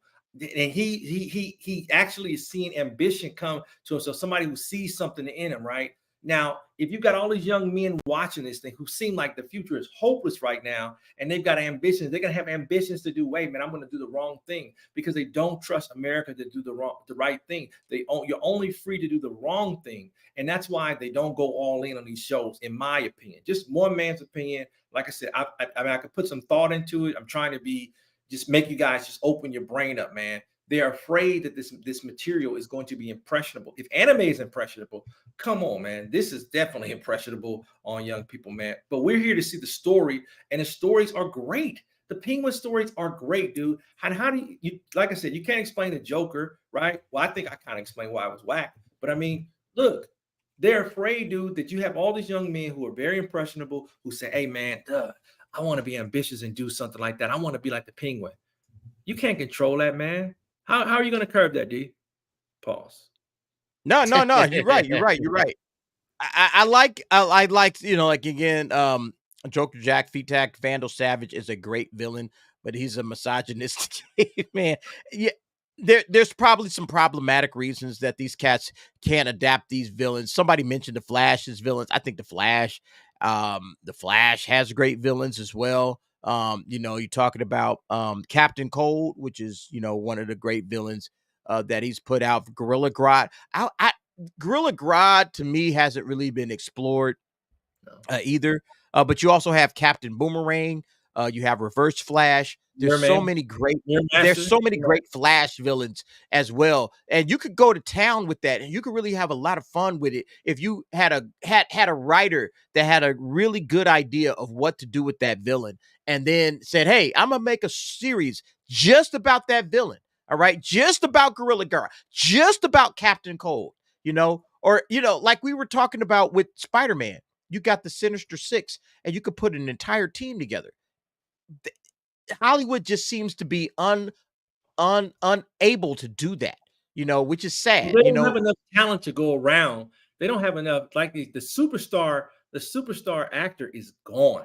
He is all but disappeared. Yeah. So who are you going to have play all these great characters? You're going to recycle them. And Ryan Reynolds can't play every character, man. Yeah, he can't do it all. Leonardo is not touching this. Brad Pitt, you see what happened when he did a Daredevil. Like it's stick. Channing Tatum, man. I don't really like him as Gambit, man. I mean, he's comic relief, but I mean, like you only have so many characters, man. Like what are you gonna do? What do you? Yeah. There's the firepower in what do y'all think about this? Thomas Dean for $1.99. Thanks for the $1.99, Thomas Dean. Let's do an entire series about Clayface. Clayface is a great villain, and I saw a little bit of Clayface in that Creature Commandos trailer. Did y'all catch that? Yeah, I saw it. You basically did do Clayface with Darkman, so you're all right. Yeah. Again, look, DC. This is why me and T are DC guys. We could talk about DC villains all day long, man. The best villains, the best rogues gallery, bar none. But yeah, thank you very much for the $1.99, Thomas Dean. Yeah, I would love to see DC go deep into their villain archives and just really go and bring these villains up and make them the stars that they are. Because again, DC did a great job with creating villains. Yeah, most comic book, they're just focused on the heroes and they just throw a villain at them or whatever. It's usually the opposite of their powers, and that's all they give them. DC made very intriguing villains. More so than Marvel, which is why Marvel has always had a villain problem in the MCU, because their villains are just kind of like one note. They're just kind of there, but DC gives their villains depth. And so, like we were talking about with Lex Luthor, with Joker, with Riddler, with Penguin, with Vandal Savage, with Mr. Freeze, with Mr. Misoplex, man. Like, you have so many different types of villains that are so interesting and so different that there's a wealth of storylines that you could give these guys, and they just don't really do that. And that's kind of unfortunate, So I'm glad to see that the Penguin is doing great.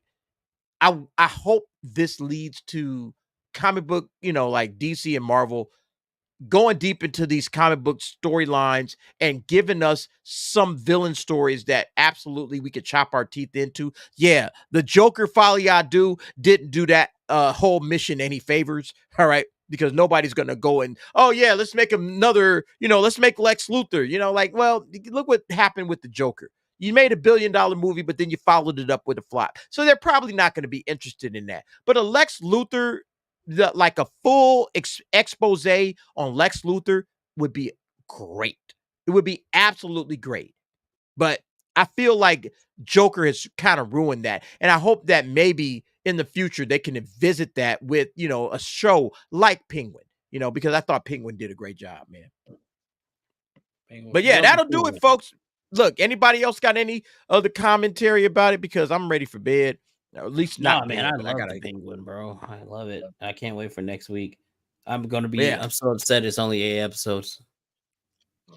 Yeah, exactly, man. Like, we get 9 episodes of Agatha, all right, and then 8 episodes of this trash, or 8 episodes of the Penguin. Like, we got a couple more episodes left, so I think we'll make it through, guys. We'll make it through. We got Agatha. I'll be there to be the one that takes it all in while everyone just zones out, and I don't blame anyone for it because I want to too, but.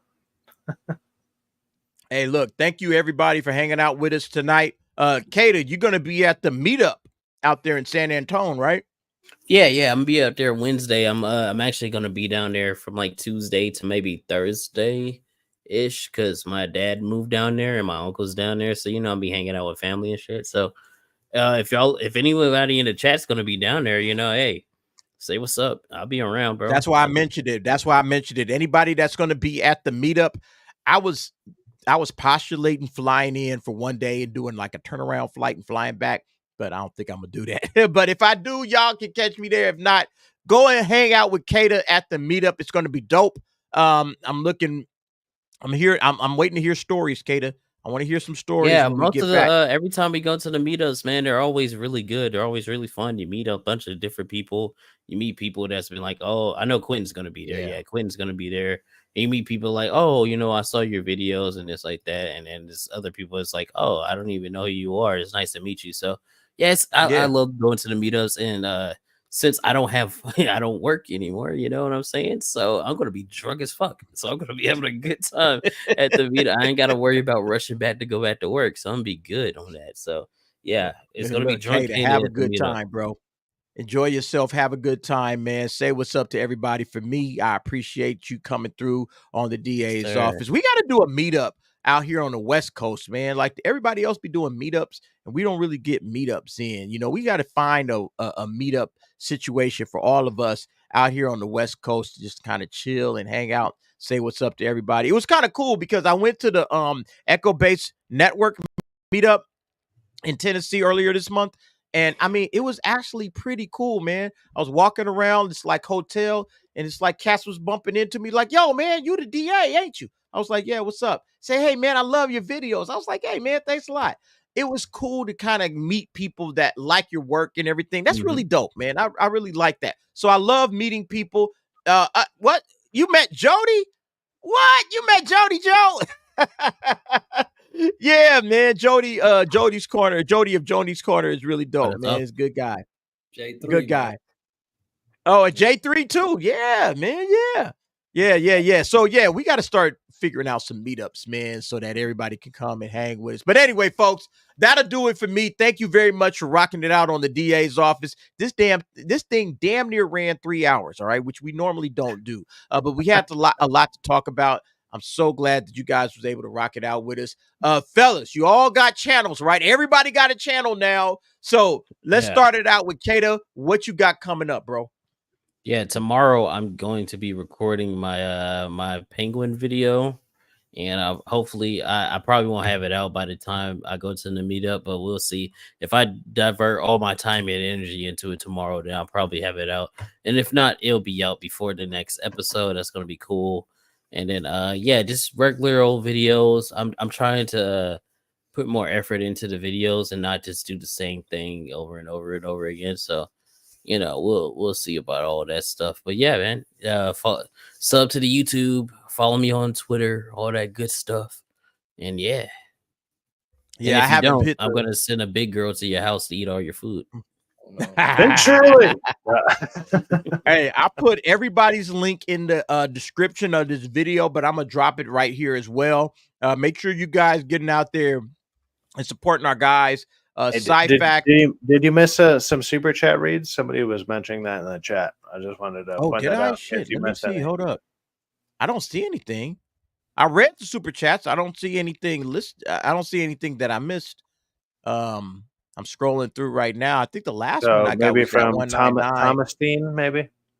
Yeah, we already hit that one. About Clayface. Yeah, we did hit that one already. Your stuff was read, brother. It's all good. Yep, your super chat is good with us. All right, Cyfax, what you got for us, bro? Anything coming up? Yeah, I'll probably be doing a review on this episode. It'll probably be a short one because it's we talked about it earlier. It's a prep episode to get the last 3 episodes going. So it's not, I mean, there's a lot of stuff that does happen in it, but it's not, I don't want to say it's not crucial, but it's not as engaging as like one person's perspective of it. And then I have a full spoiler review of Terrifier 3 that's out, and a non-spoiler review of Smile 2. And I think I fixed some of my audio. I kind of learned how to do some of that. I started to try to throw some clips into it, like how a lot of these guys do when they clip in stuff and whatever. I'm learning all that. Like I said, this is all new ground for me, and I'm finally learning some of it. If people find some of it funny, thank you. If you think it's terrible, also let me know, and maybe I'll keep them out of there. but yeah, so I'm trying to get better at that, and I would like to incorporate that more. Then next week, that's get coming over there, up. Everybody. Go ahead. I'm sorry. Let me finish. I was like, the next week that's coming up is obviously I'll join you for the Agatha review on Wednesday, and then Thursdays usually I'm on Hold My DualShock. And maybe Hold My DualShock might come on here next Sunday for Penguin. I gotta bring them all on, match that up because you got to bring them on, man. They're good people. I think they'd be down for it. It'll be a lot of fun. I mean, T's been on there. I was on there with T actually the other day, and it was a good time. So, anyway, if anyone's checking out my channel, I appreciate it. Thank you. Yeah, hit them up. I left the link in the description and also dropped it in the chat. Make sure you guys hit up Cyfax, hit up Kata, Uncle T. Anything you got to say? What videos you got coming up, man? Sydney Sweeney. I hate Sydney Sweeney videos. No. I dropped a video today, man, about the box office, dude. I went in, dude. Woo! You got to watch it, man. Go check out the Conspiracy, man. The next video I'm gonna drop was gonna be about how Hollywood clowns us, man. About these damn chicken commercials, man. It ought to be a funny video, man. You guys ought to laugh, man. I'm telling you, man. It's gonna be a good one. I don't know. I'll either drop it tonight or tomorrow, man. But man, I'm having fun learning how to do this, man. It's pretty cool, man. And anytime you guys watch, man, I love it, man. Even if you don't, man, I know you're thinking about something I said funny in your mind, man. Go Flat Earth. And finally, we do have Kata and Atreus. They do New Black Street. I'm dropping that in the link as well. Oh yeah, I forgot about that. Yeah, make sure you guys hit them cats up. Both of them apparently have been fired from their jobs. I was laughing at that. That show's hilarious. You guys are killing it, man. Keep it up, man. Well, y'all are funny as hell, man. Y'all are hilarious. Friday Night Tights. You guys are killing it, man. It's great. But apparently these cats have been fired from their work. So y'all get over there and subscribe to them, support these brothers because they out of work and they got to make a YouTube. They got to make this YouTube shit work. They want to eat. So make sure y'all get over there and get them brothers some love. Hey, last super chat, Pre-Dawn Corpse, a member for 1 month.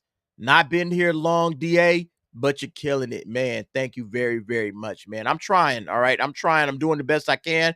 It wouldn't be the same without the fellas that we got rocking it out with us. Kata, Uncle T, and Cyfax. These guys help me, help them. Make sure you guys give them some love. Go subscribe to their channels. Again, links in the description. If you guys missed it, get over there, subscribe. We got 100 of y'all in here. Let's make sure that these guys have at least 100 subs. All right, Kata already got like that. But Cyfax, Uncle T, make sure they got at least 100 subs. And let's keep building 64. culture. I only need 36 more, man, and I'll be at 100. And I'll feel like let's go. Let's get them over there, man. Let's get them over that line. 50, all right. I'm happy about it. Let's go. I saw T's just under 50. Go subscribe to him. He's killing really? It too, man. How do you know, man? Wow. Thanks. I think you were at like 46 or something. You're like right behind me, and I'm like, let's go. Let's go. Hey, subscribe to these brothers. They do great work, and they're here supporting the channel. And you guys love them, man. You guys love them. All right. So hear what they got to say on their own channels, man. Get more of the love. Okay. But anyway, I want to say thank you to everybody that's rocked it out with us tonight. Thank you very much. I appreciate y'all. We're about to sign off. And listen, man, we're going to keep doing this as long as you guys support us. All right. So keep support the channel, support these guys. Everybody's having a great time. We'll see you guys on the next one. Thank you very much. We'll have a nightcap. We'll have a couple of nightcaps this week, including the Agatha All Along episode 6. Or is it episode 6 or episode 7? What episode are we on? 6. She's still a 6. It'll be 7, and then the last week is 8 and 9, which I will not be here for, sadly, because I'll be in Vegas. Okay, well, that's cool because Kata, I have at least a good reason to be not here. Like Kata's not here for this week. All right, but we will have him for the finale, right, Kata?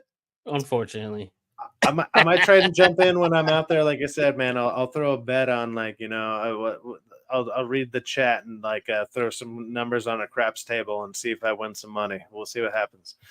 Real talk, real talk. Hey, Pre-Dawn Corpse threw in a $10. I'm not sure what this is. What is this? A sticker or something? I'm not sure. Just He looks threw blank in on my 10. Yeah, just $10. All right. Thank you very much. I appreciate that 10 Rock on, Pre-Dawn brother. Corpse. All right. Hey, thank you very much. All right, everybody. We're about to check up out of here. You guys take it easy. And have a great week. This, Sunday. So we're getting started with the work week. So thank you very much. And we'll see y'all on the next one. Peace out. So